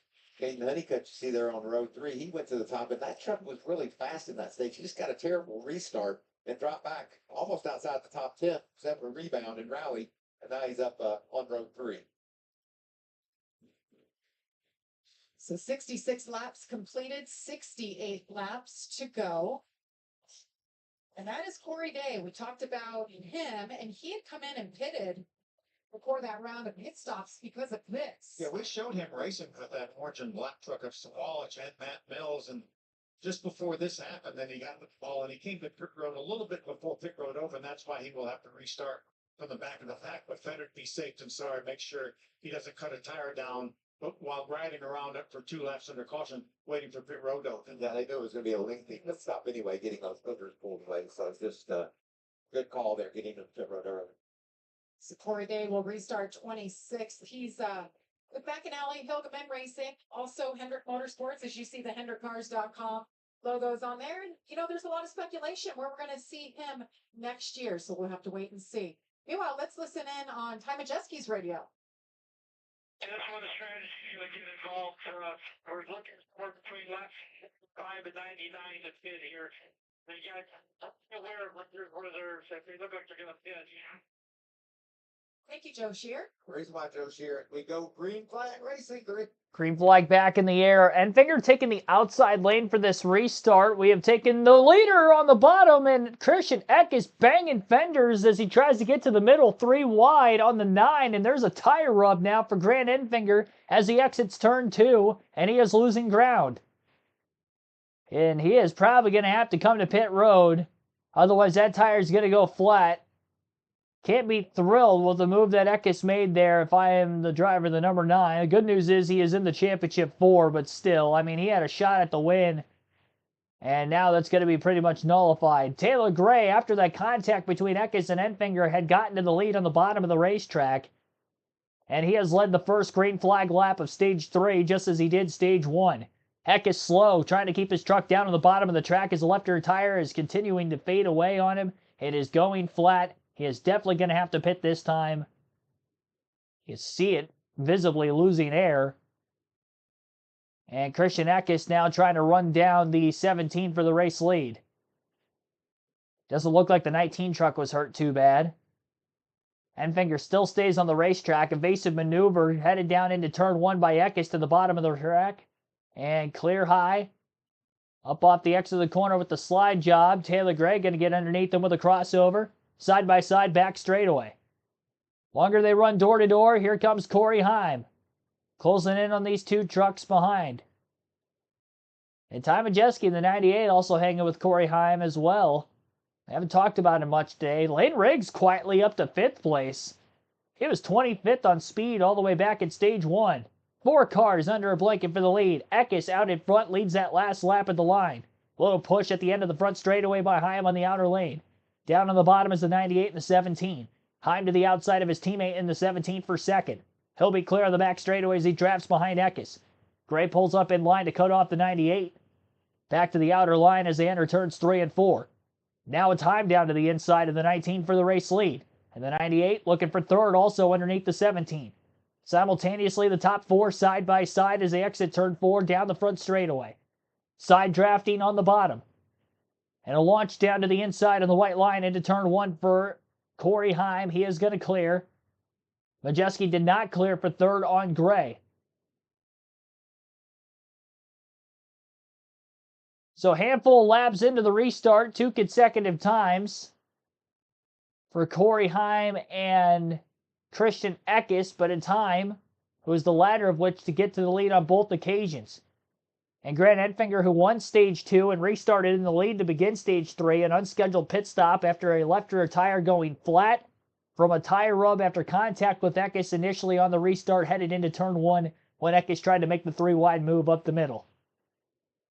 Majeski almost clear off turn 2, excuse me, on Taylor Gray. They'll still be door to door down the back straightaway. They're losing time to Heim and Eckes now that those 2 are not battling anymore. At least side by side and slowing each other up. Finally, Majeski makes the pass through 3 and 4, and he's clear. Lap 74 in this one. Ty Majeski is now up to third. Top 10 in the intervals between them at the start-finish line the last time by as Corey Heim out ahead by 1/10 of a second over Christian Eckes in second place. Ty Majeski 6/10 back in third. Taylor Gray 1.2 seconds off the lead in fourth, and Lane Riggs 2 seconds back in fifth. Roger Carruth in sixth, 2.4 seconds off the lead. 3.3 seconds back is Nick Sanchez in seventh. Eighth for Caden Honeycutt, 3.4 seconds off the lead. Connor Mosack in ninth is 3.8 seconds back. And Dean Thompson 3.9 seconds back in 10th. That is the top 10 on the leaderboard. Point standings as they run, finally showing it for the first time today. It only took till 59 laps to go. Corey Heim as the leader obviously would be in with a win. Christian Eckes is plus 41 points today. Ty Majeski plus 17 is the last driver in as we run. He has 17 points to the good over Taylor Gray, who's currently in fourth, as mentioned. Nick Sanchez rebounding. He's 36 points below the cutoff line. Roger Carruth minus 19. Came in minus 5 to Majeski. So he's losing points on the day despite running sixth. And Tyler Ranker's been outside the top 10 all day. And he is in 20th. Over 50 points to negative. Huge hit into the outside wall by Matt Mills in the 42 truck before catching fire and coming to a stop. Tough to tell what side of the track that was on. I mean, he couldn't have hit the wall any harder in the center of the corner, but he is climbing out of his race truck under his own power. That was a massive hit for the 42 of Matt Mills. Very well knocked the wind out of him as he's Now getting assistance from the AMR safety team. I believe that was in turns 1 and 2. And it was contact from behind, which sent him up into the outside wall in that awkward angle. And again, after the hit, truck catches fire. I mean, he was trying to get out of that thing as soon as he could. You can see the steering wheel was off well before he came to a stop. 66 of Connor Jones was the truck behind him that made contact in the bottom lane, which set the 42 up the track and into the wall. Jones is 17th, so I'd imagine that was a battle for 17th place at the time of the incident.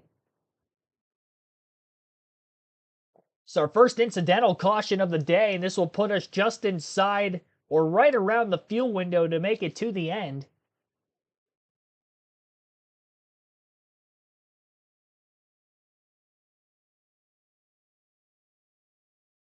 Mill's still trying to catch his breath. Helmet is off. Walking to the safety truck to take the mandatory trip now to the infield care center.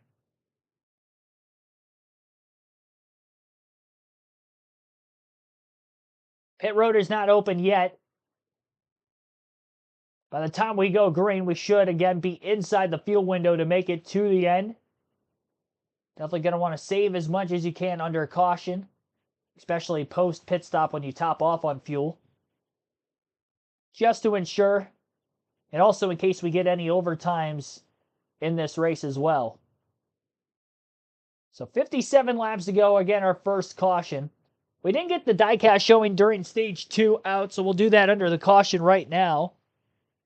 And this paint scheme's synonymous with the Homestead-Miami Speedway, part of the 2011 championship battle between Tony Stewart and Carl Edwards, which ended up as the closest points paint finish in NASCAR history. A tie. Tony Stewart won that title. But this isn't the Tony Stewart diecast. This is a Carl Edwards Aflac paint scheme and diecast. I did show this off earlier in the year. I think it was the Daytona weekend I showed it off, and the reason why was because I had actually bought this when I was at Michigan the week before during that NASCAR Cup Series race weekend. But definitely one of my favorite schemes through the Car of Tomorrow years. The Aflac scheme is always pretty cool on Carl Edwards. The Aflac and the Scott schemes are always my favorite of the Edwards years. Office Depot, you know, that was cool. I thought it was a little bit better on the 14 for Tony Stewart, but yeah, the Aflac, the Scott's cars I thought were the best for Edwards. Subway cars were pretty good at times too. They've always had some good schemes over the year, but yep, Aflac is the way to go. Aflac! And that is our diecast showing for today's race. We'll have another one during the Xfinity race, and hopefully I do get that out during stage 2 a little later on.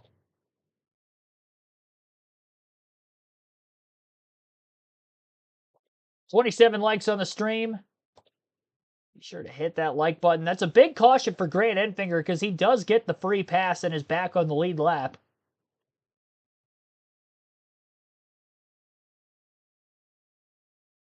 So again, Enfinger is back on the lead lap from 26th with the yellow flag coming out. Well, you know he's got speed to get back up into a good finish. But is it going to be fast enough to get all the way to the front of the field before the end of the race? That is yet to be determined.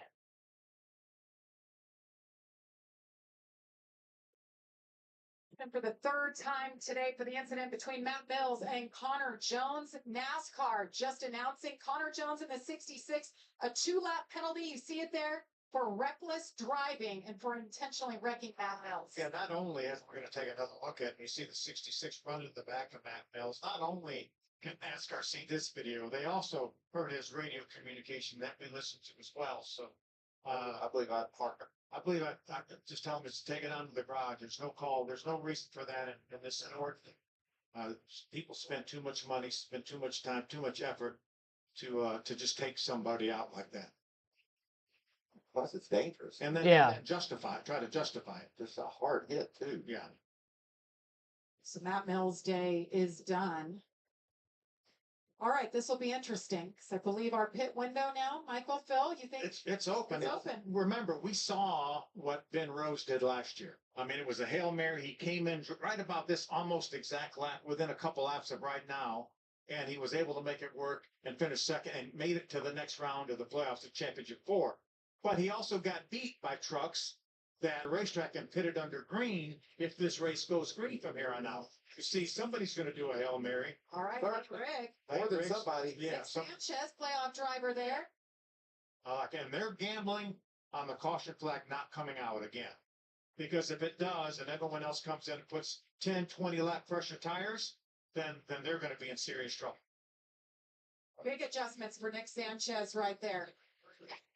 Shot. 18 at Tyler Ankrum comes in. He started this race off loose, was loose in the second stage. Mark Hillman, crew chief, is over-adjusted. Now they're a little too tight. So they decided to go with the Ben Road theory and come in now, trying to make it to the end with the best truck they can. It's funny, Ben Rose literally last year was the only truck that did that. Well, these people watch what we. Yep. So a couple of those playoff drivers coming down, making the strategy call to pit, stay out to the end of the race. Should be able to make it on fuel to the finish, but now they're on their final set of tires. And as you heard, Connor Jones, 2-lap penalty, as he's getting held in his pit box for reckless driving.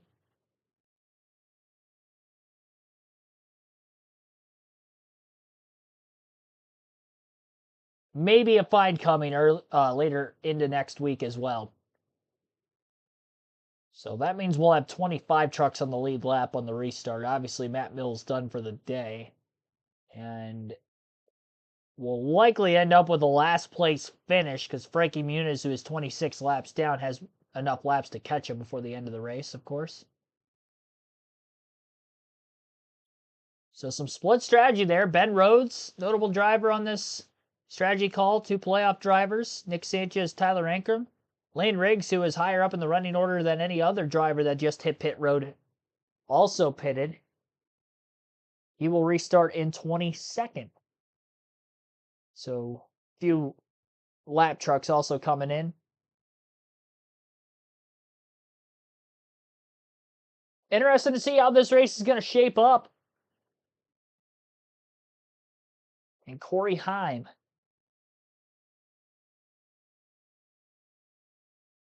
Out in front of the field still. He definitely stayed out of the pits.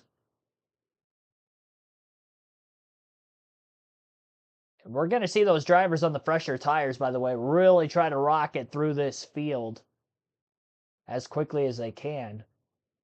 And it's going to be interesting to see exactly when to pit if it stays green to the finish to try to make up enough time to make a run here at the checker for those that did not pit. You know, do you pit with 25 to go? Do you pit with 30 to go?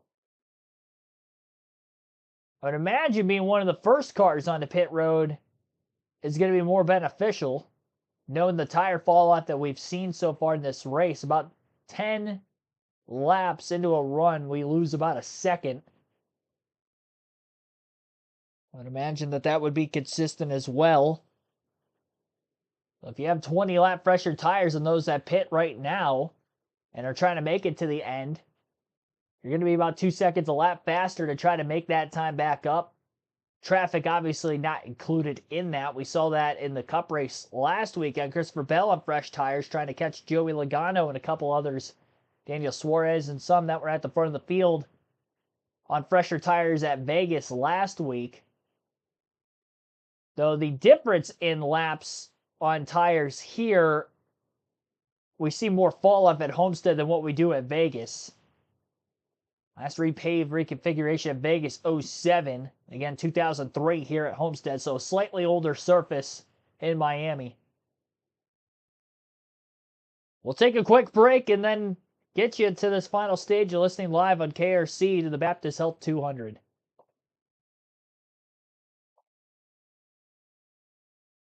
Racing here at Homestead-Miami Speedway. 3 races to go in the 2024 playoff, and on that pit stop, you decided not to take it. Joe Shear, what was the reason behind that based on what you've seen today?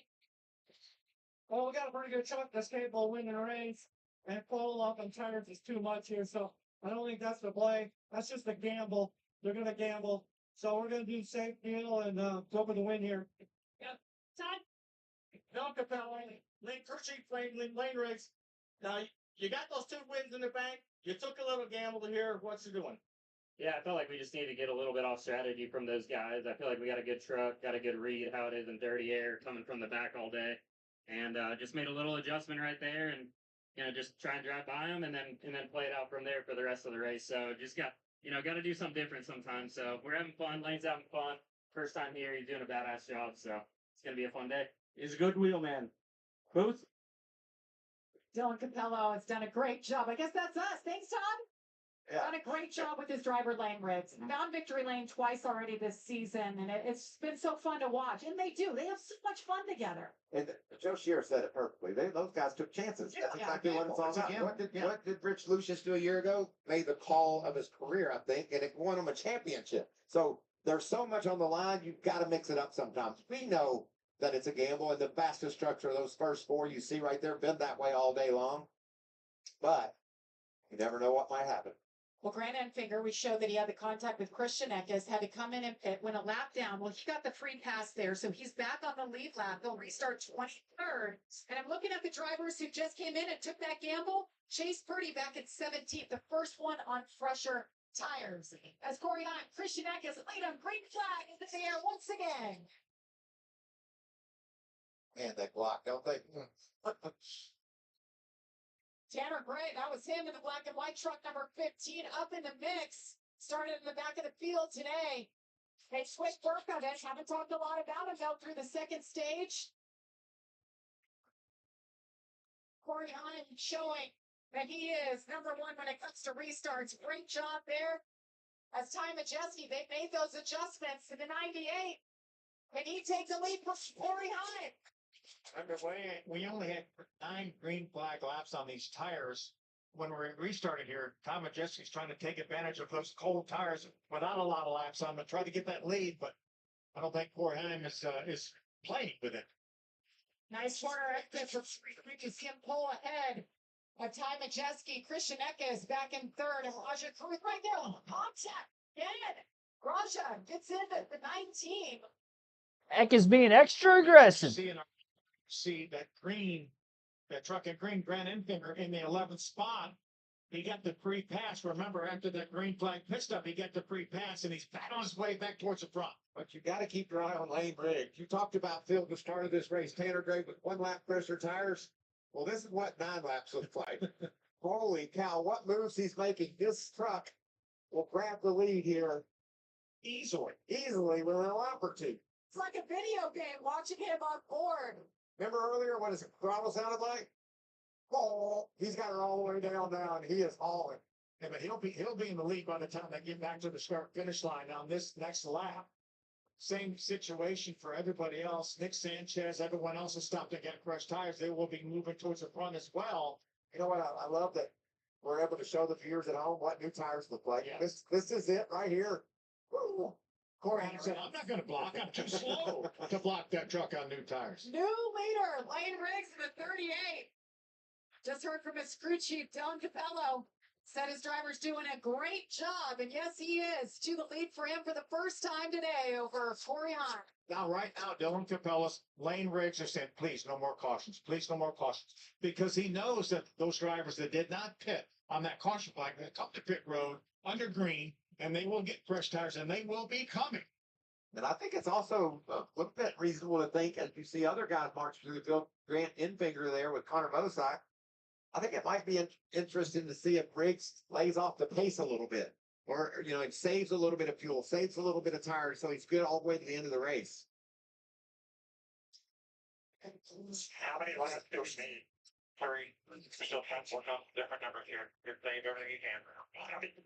And that's what I was just talking about. He needs to save 3 laps of fuel, does Grant Enfinger. I'm sure Lane Riggs is in the same situation. These guys pitted a couple 3 laps before. We talked about the call of his career, Rich Lucius. He pitted on lap 81. These guys pitted a couple laps before that. So they have to worry about fuel. And you see Grant Enfinger just making a pass on Christian Eckes. You might want to say, how is he going to save 3 laps of fuel. That's almost 5 miles. That's by not using any brake, backing off the throttle a little bit earlier, just throttle time. It's throttle time is what it is. They have to minimize the throttle time. And it's going to be hard to do to gain 3 laps because we're talking about gaining 3 laps over the course of about 53 or 4 laps. And Nick Sanchez, another one of those that took that gamble, came down pit road, got fixed up, fresh tires, and some adjustments. They had to do something different because what they were doing was not working. He was outside the top 10 at the end of stage 2. Now he picks up the second spot. It goes around the 11. And I love this strategy. We talk about Ben Rhodes. We talked about Ben Rhodes in last year a lot. Ben Rhodes finished 24th in the first stage last year. That's what kind of truck he had. And he ended up finishing second, almost winning that race. Again, they made that truck better as the race wore on, but the strategy is what got him to that championship 4 and winning his second championship.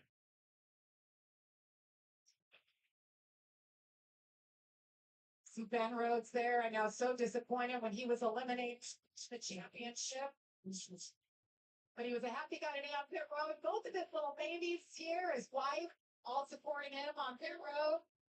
As Rhodes goes around Taylor Gray. Remember, Ben, same situation. He came to pit road back on that most recent caution on lap 81. Grant Enfinger in 6th right now. Ty Majeski fell off just a bit. Saw him pushing there for the lead, but now he has fallen back to 5th.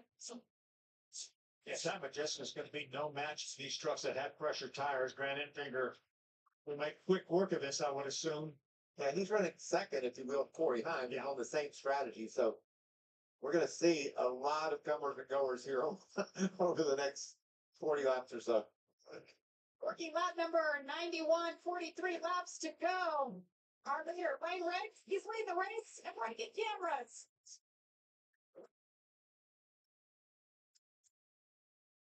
So as Riggs leads and tries to get his 3rd win in the last 5 races. We'll see if he can get it done. He's on a different strategy from those that restarted at the front of the field. Him, Sanchez, and Ankrum all hit pit road during this last caution in the hopes that it stays green to the end because they can make it on fuel and hoping that the pace on the fresher tires for those that choose to pit during green flag action in this stage, that they're not going to be able to make up that time that they're putting on the field right now because they were able to drive from the back, get to the lead before those pit stops took place, and now trying to gap everybody else as much as they can. Riggs has a 1.2 second lead over Sanchez and 2.5 seconds back to 3rd Corey Heim, who is first of the trucks I should say, that stayed out of the pits. Heim about to get passed by Mosak, who might be on the same strategy as Sanchez and Riggs as well. Connor Mosak looking to make the move. Grant Enfinger on the same strategy of that with Corey Heim in the 11. So that is an interesting call for themselves. That they are running down the 11.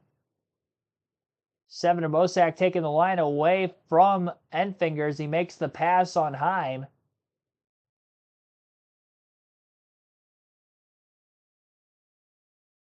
Enfinger down to the bottom of the racetrack in 3 and 4. Got to be able to clear the 11 as he closes in on the 7 truck as well. Corner exit drops in line right behind him. Corey Heim falling to 5th place. This is as far back as we've seen him in the running order so far today. Corey Day and William Sawalich are battling for position as well. On track right around 19th. Got the 77 of Chase Purdy right around them also. Christian Eckes has fallen back to 11th. Tyler Rankrum's gotten around him on fresher tires. Several others as well. Not quite able to keep up with where Enfinger, Heim, and Majeski are currently at. So the full field running order right now with 39 laps to go is about to change quite a bit when we get into green flag stops shortly. Riggs has an 0.8 of a second lead over Nick Sanchez in 2nd. Connor Mosak is in 3rd, Grant Enfinger 4th, and Corey Heim 5th. 6th for Ty Majeski, Tyler Rankerman in 7th, Stuart Freeze in 8th, Daniel Dye 9th, and Ben Rhodes in 10th. 11th is Christian Eckes, Raja Caruth 12th, Taylor Gray 13th, Matt Kraft at 14th, and 15th is Caden Honeycutt. Dean Thompson in 16th, Tanner Gray 17th, Connor Zilich in 18th, William Sawalich in 19th, and 20th is Corey Day, and now Day back into 19th and Sawalich back to 20th. Chase Purdy in 21st, Lawless Allen 22nd, Dawson Sutton 23rd, Jake Garcia 24th, and Timmy Hill is the last truck on the lead lap at 25th. Spencer Boyd a lap down in 26th, Connor Daly 27th, Marco Andretti 28th, Nathan Bird 29th, Connor Jones in 30th after he got parked for 2 laps for reckless driving early in stage 3. Brought out a lone incidental caution of the race as he deemed to intentionally wreck Matt Mills in turns 1 and 2. Hard hit for Mills knocks him out of the race. Justin Mondyke is in 31st. Bailey Curry is 6 laps down in 32nd. Matt Mills again out of the race, 33rd. Frankie Muniz on track, had a mechanical issue earlier, 27 laps down in 34th. He'll pass Mills before the end of the race if he stays in for about 4 more laps. First pit stop, here is Raja Kruth on pit road. Heard Joe Shear talk about lap 95 to lap 99, but remember that was before the caution. I think those caution laps move that window a little bit. Because we know Roger's going to have about 35 laps on these tires when he gets to the end of the race, and that is his last good set. Yep, last set of tires going on the race truck for everybody that will be making their green flag stops. Another reason why everybody that pitted early with that last caution putting on their last set of tires to the end of the race. Christian Eckes now into the pits. Right, he's been too tight this whole race. Going to put a little air pressure in the right rear, out of the left rear. I think they can get it to the end and have some plants on those tires. Nice adjustment for Christian Eckett. We're going to be seeing a lot more of those leaders make their way onto pit road here before long. Here comes Ty Majeski. I would imagine Corey Heim will be in another lap or so as well. The longer you stay out, you're going to lose time to those that are now on pit road. Pushed. Then for the 9-8, it was either pick on this ladder to see what Curry was going to do. Ty Majeski was told to push as hard as he could prior to stop. Should be good to go to the end of the race on this, and he will be the tires coming on for the 98. Caden Honeycutt also on pit road currently. 4 tire stop for him, topping off on Sunoco Race Fuel. Matt Crafton is on pit road. Corey Heim making his way down. And I also has to think about fuel in addition to maximizing those older tires. Let to Corey 9. He got a little tight that last run. Still a little too tight in the center. Again, another air pressure adjustment in the back from Scott Zipadelli. But overall, Corey likes the balance of his truck. I like it too, Todd. He's been right up front all day long, and now getting these tires at this point. Compared to last year, he's got enough time to run down Lane Riggs. We'll see how it plays out. King of the Grave, one of the best fastest pit crews on pit road. Getting service done on that 17 truck as they work the left side. Been a solid day for Taylor Gray, but will it be good enough? Win and you're in. That's all you got to do, right? Now there's an opportunity for another gap. Those drivers that have not been to pit road, do they wait a little longer? If they could catch a caution with 15, 20 laps to go, then they will have such an advantage over these drivers pitting now and their tires. I mean, somebody like Chase Purdy right now, Williams Sawalich running back around the 9th and 10th positions. Sanchez is closing in on Lane Riggs for the race lead. This could be a battle for the win. Sanchez probably needs a win if he's going to make it to the championship 4. 2 wins this season in the season opener at Daytona, and then earlier in the spring at Charlotte on Memorial Day weekend are the 2 wins so far this year for Sanchez. Riggs is catching the back of lap traffic, so having to work through that as he is looking to put Marco Andretti a second lap down. Passes him down to the bottom of the track in turns 1 and 2. A couple more lap trucks just in front of him as well. And we'll see who can get through the lap traffic better. And also who can maintain their faster line the most once those drivers on fresh tires start to unlap themselves and then obviously go to try and really cut into the deficit in trying to win this race. About 20 lap fresher tires for everybody that was just on pit road for their green flag stops compared to those that pitted during the stage end. The drivers who pitted during the last stage, Lane Riggs, Nick Sanchez, Grant Enfinger, Connor Mosack, Tyler Ankrum, Stuart Friesen, Ben Rhodes, Chase Purdy, and Timmy Hill. Now, on the broadcast, they mentioned about Enfinger on the same strategy as Corey Heim. That wasn't the case. He last pitted during that last caution as well. So he's also on his final set of tires, about 2.5 seconds off the leaders. That last lap, Enfinger was quicker than both Sanchez and Riggs. So we'll see if he can keep that pace up, and maybe he can go out here and get back into the lead here before the finish of this thing. 28 laps to go. And about 2 seconds faster a lap, everybody that just pitted. Corey Heim, who's at the front of those that have made their green flag stops, just dropped to 34.325 that last lap. Race leader Lane Riggs ran a 36.294. 1.9 seconds faster that last lap for Corey Heim. How much more will the pace continue to drop for those leaders? Heim is just getting by the third place truck to the outside of Grant Enfinger. In about another lap or two, he will be back on the lead lap.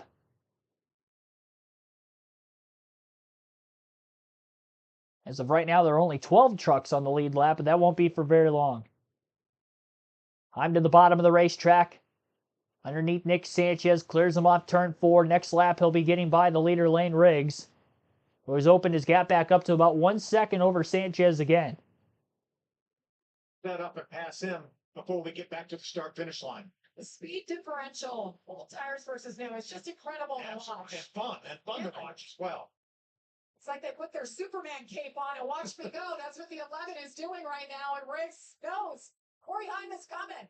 That's what people would always ask. What's the most fun you can have driving a race car? And this is it. When you have better tires than anybody else, it doesn't get any more fun than that, does it, Michael?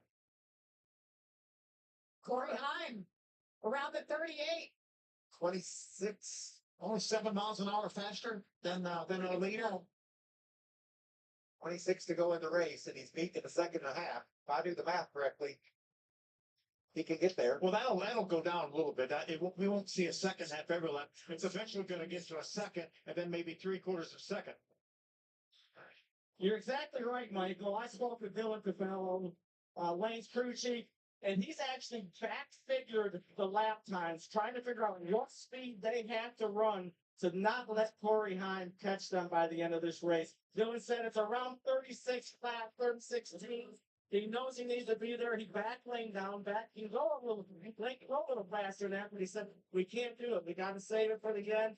And the opposite of that, Scott Cipodelli just told Corey Heim, give it all you got. Go wide open. Go to the win. Let's do this. How nice is that to hear as a driver? Oh, it's the best.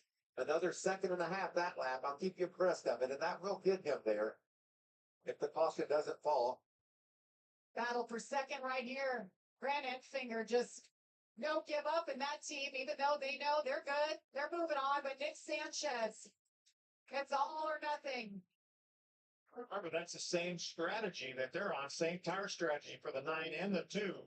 And I'm looking at our scoring monitor right there. There are only 2 trucks that I talked about maybe gambling again, and that's the 25 of Dawson Sutton running 10th and the 15 of Tanner Gregg running 8. They have not put their last set of tires on yet. If we would get a caution flag now, anytime now before the end of the race, they will be in a great position. Working on the math with Stat Guy Joe, and he says that he thinks that 11 will get there with 5 to go. Just doing the math, like the crew chief down on pit road. Yeah. Talking about Corey Heim, you see him in 11th there, 31, now 30 seconds back, unlapped himself. So now his eyes are forward. Wouldn't that be something if he's able to do it? Our staff point, they don't mess up. We'll see if it's true. Well, I've got my shoes off, and when I do the math, I see it too. I think it's going to work. Todd, what's happening? yeah, Michael, you think, our stats guys they're optimistic. Well, the statistic, the crew chiefs are a little optimistic. So Dylan thinks they can slow down that little bit and be only 6 seconds.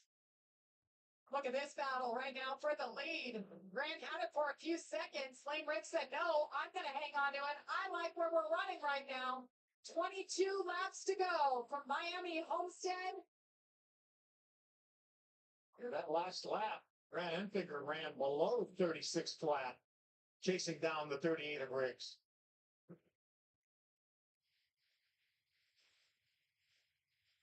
That's a fast, long run truck. We've seen it all day. That's what you need right now, is that 9 of Infinger.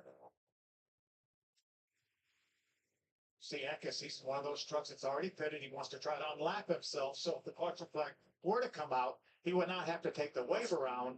He would be able to come down pit road, maybe have some colder tires, because again, he doesn't have any new tires left.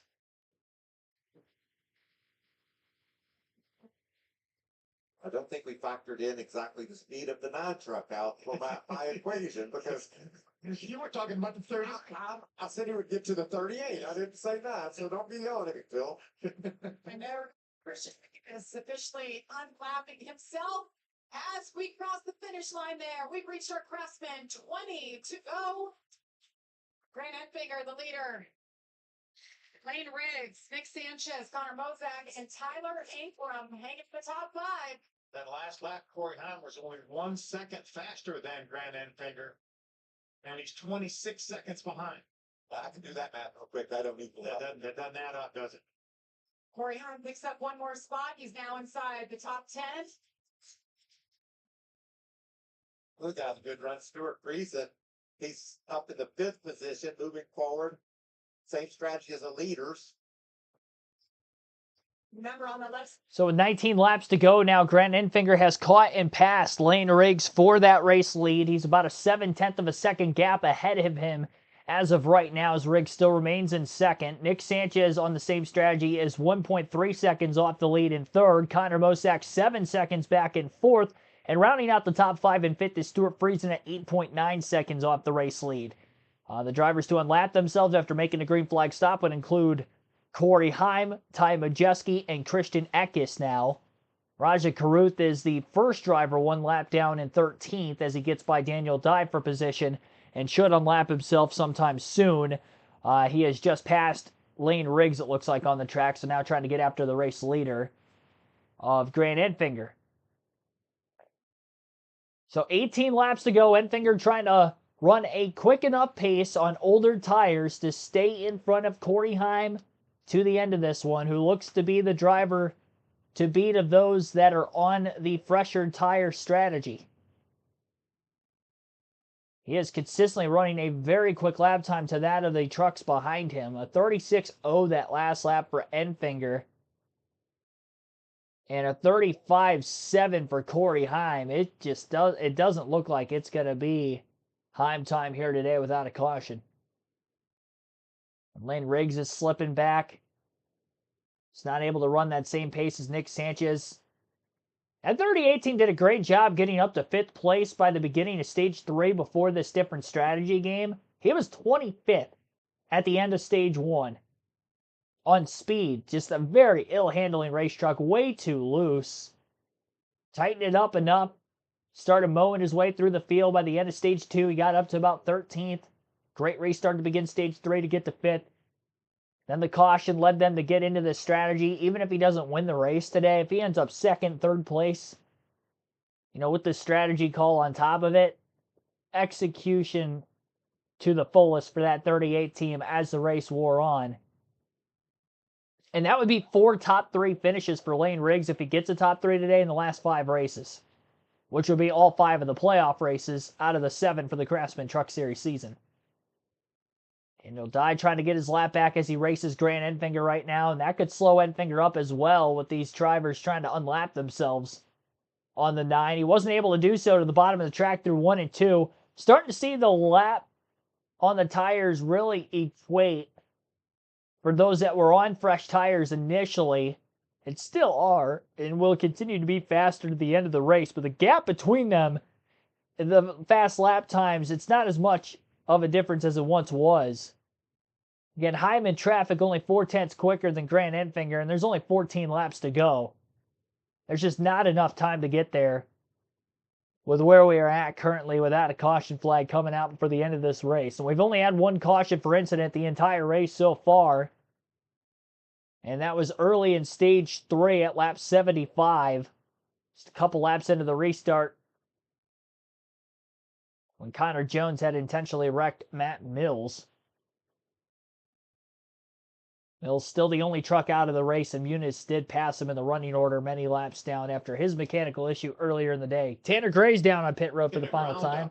That we felt like he needed to. I don't think there's any way that Corey Heim is able to, and he is a lead truck of those guys that pitted under green just now. I don't think there's any way he has enough time to catch that 9 of Grant Enfinger. So Grant Enfinger, the 9, is the leader. Great comeback for Enfinger as well. He got the free pass earlier in this race. Remember that Grant Enfinger was a lap down after the stage 3 restart to begin this final stage after contact from Christian Eckes. So pretty much put him in this strategy where he had to put his final set of tires on the car during that last yellow to gain track position. He passed all the trucks that he knew he was faster than the entire race that was on this same strategy. And it does seem to be the race-winning way to go, as Corey Heim is still 22 seconds off the lead in 8th place with just 12 laps left. And about to be 11 now at the start-finish line.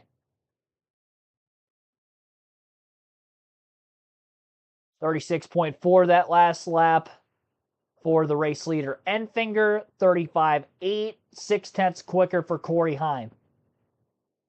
But Enfinger's now at the pace where he can kind of back it up. He's pulling away far from the 38. So at this point, he doesn't really have to worry about him catching him the rest of the way.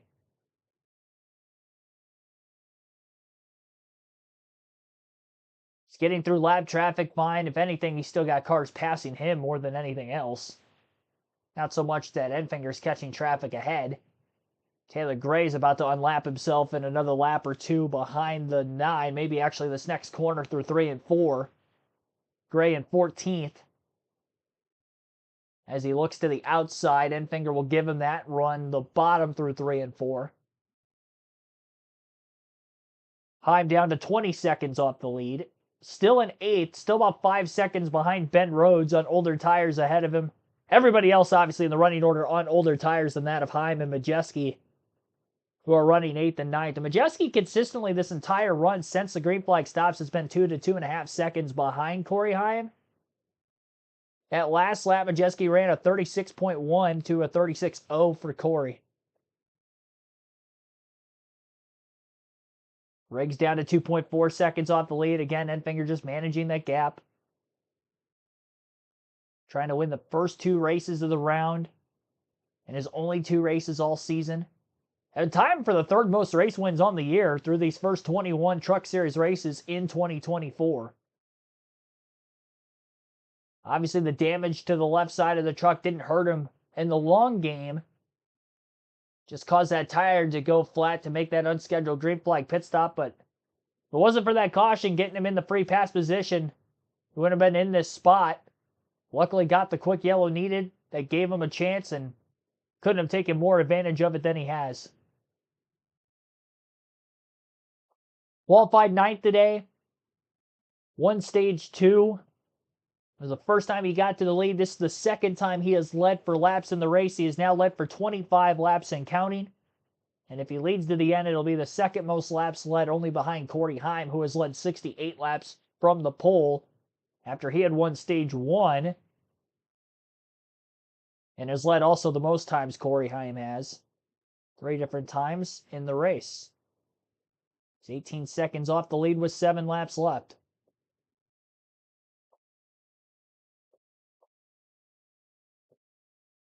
Lane Riggs has opened up his gap over Nick Sanchez for 2nd by about 2.5 to almost 3 seconds as well. They showed the graphic of the points as they ran right off the restart at the time with about 40, a little more than 40 laps to go. They haven't showed it since. So we'll have to wait to get an update on that once the checkered flag flies today. And again, a reminder, we'll have Xfinity Series race coverage at 4 p.m. Eastern Time later. And we will also have Cup Series coverage, obviously, tomorrow afternoon. That will begin at 2 p.m. Eastern Time. Riggs 1.7 seconds off the lead. Grant Enfinger has just unlapped himself now on Grant Enfinger. 15 trucks are on the lead lap. 4.5 laps to go for Grant out in front of the field to try to go back-to-back. Two very, very different racetracks as well. Talladega Super Speedway, 1.5 miles at Homestead. And going to a track where he's won before next week at Martinsville as well. Still in search for his first career championship after finishing second in the points last year to that of Ben Rhodes in the season finale at Phoenix. All 4 of those trucks got in some sort of an incident from the championship 4 throughout that race. Right on the cusp of battling Rhodes in those final couple laps. Those multiple overtimes to get that championship win, but just couldn't get by him. He's had more damage, essentially, than the 99, and that was the difference maker. But if he runs as well as he's ran these last 2 races, he's going to be tough to beat.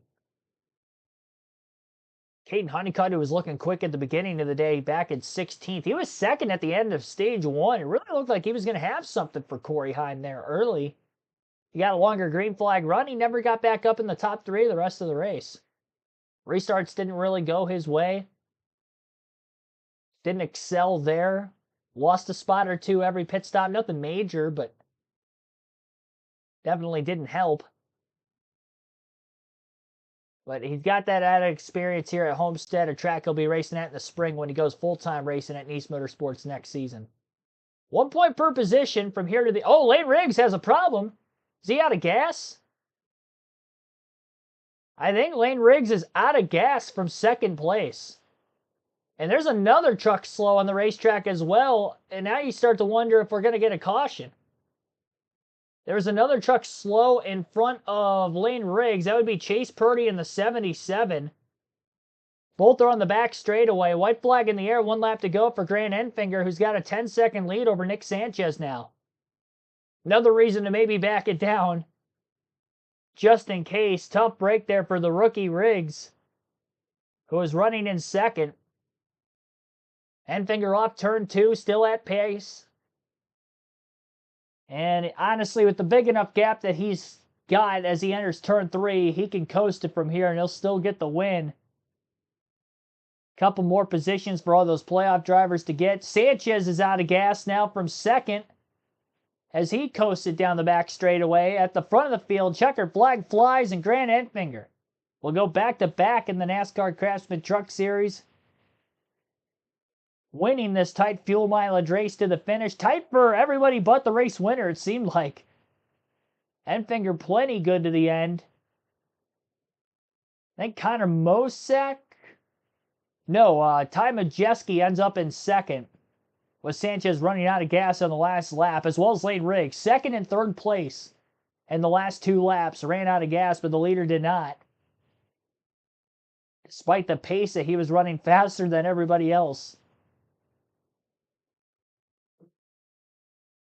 The veteran takes down the young guns when it came to it, though. Similar to last week at Vegas with Joey Logano and that 22 team. Difference is here, Enfinger was already in the championship 4, but he is definitely getting red hot.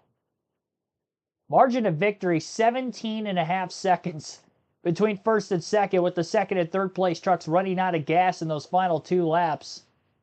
Enfinger's got enough to try to burn it down on the front stretch here at Homestead. Getting second win in a row. And the rest of the finishing order as follows is Ty Majeski finishing second, Connor Mosak third.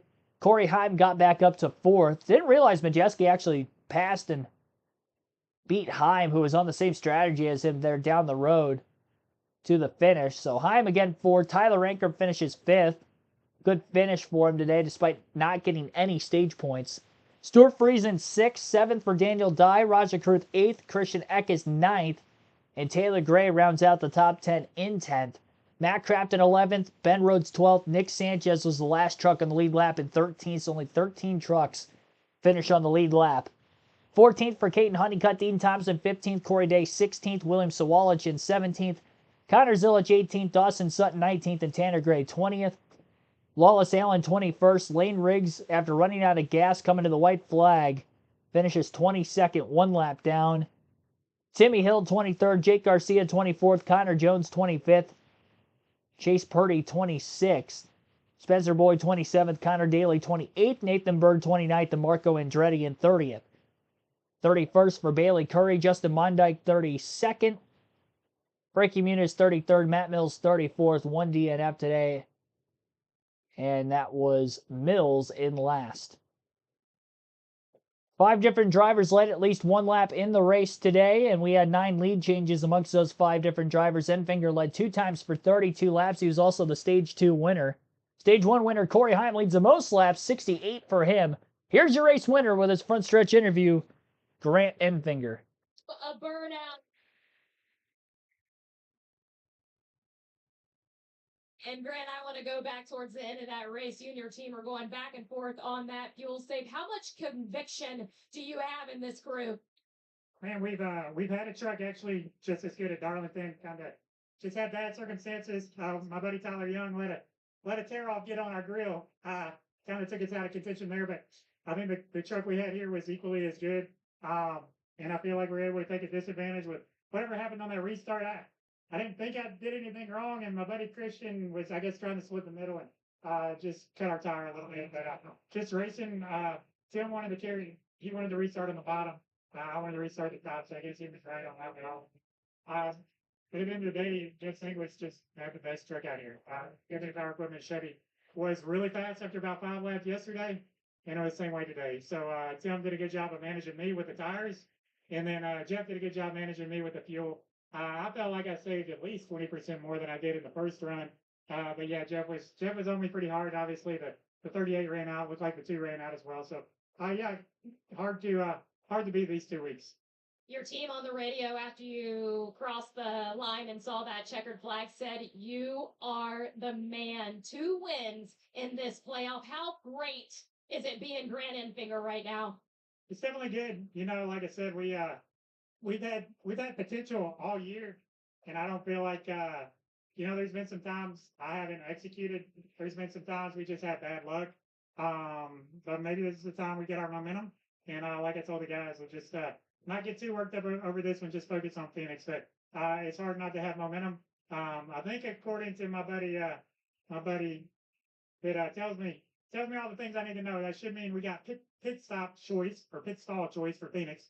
But yeah, just overall, proud of the execution of these guys, and more than anything, just proud of the speed. I mean, we had the fastest truck all day, and when you do that, you can even have some slip ups or mistakes and overcome them. Grant Enfinger, your winner at Homestead-Miami. Todd? The Corey High, not the day you wanted. I know you're disappointed, but you had another fast truck. The good news is you're second in the playoff points, 49 to the good. Tell me what you did. Yeah, I mean, overall, a good day for points and whatnot. Obviously, the main goal is to get to Phoenix, but yeah, disappointing. I mean, we were so fast last year and wanted to come back and redeem ourselves and win the race, of course. But, no complaints as far as points go. Makes Martinsville a little bit easier. Of course, we still have to put together a decent day, but proud of all my shotgun garage, Toyota Racing, Safe Flight guys for all their efforts.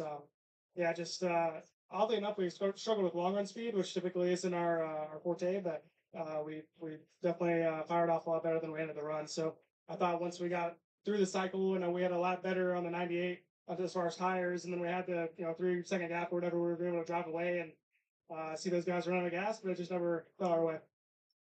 Corey Heim, good run at Martinsville. He'll put himself into Phoenix in the playoff 4. To Jamie. Yeah, Todd, great day for Corey Heim. All in all. Point standings outlook as we finish this stream off. Grant Enfinger, obviously, first 2 wins in the first 2 races of the round. Only driver locked up into Phoenix, so we'll have at least 2 drivers on points following Martinsville next Friday night.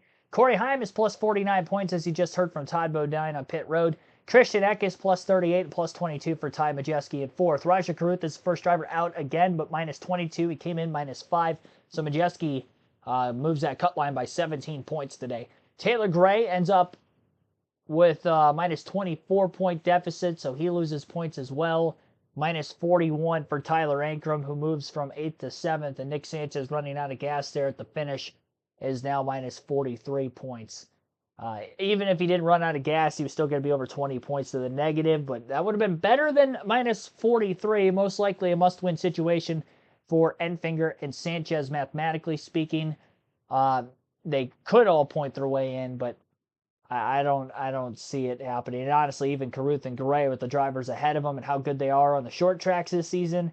Majeski 2 short track wins. Eckes has won a few short tracks. Corey Heim, I think he only has 1 short track win, but plus 49 points.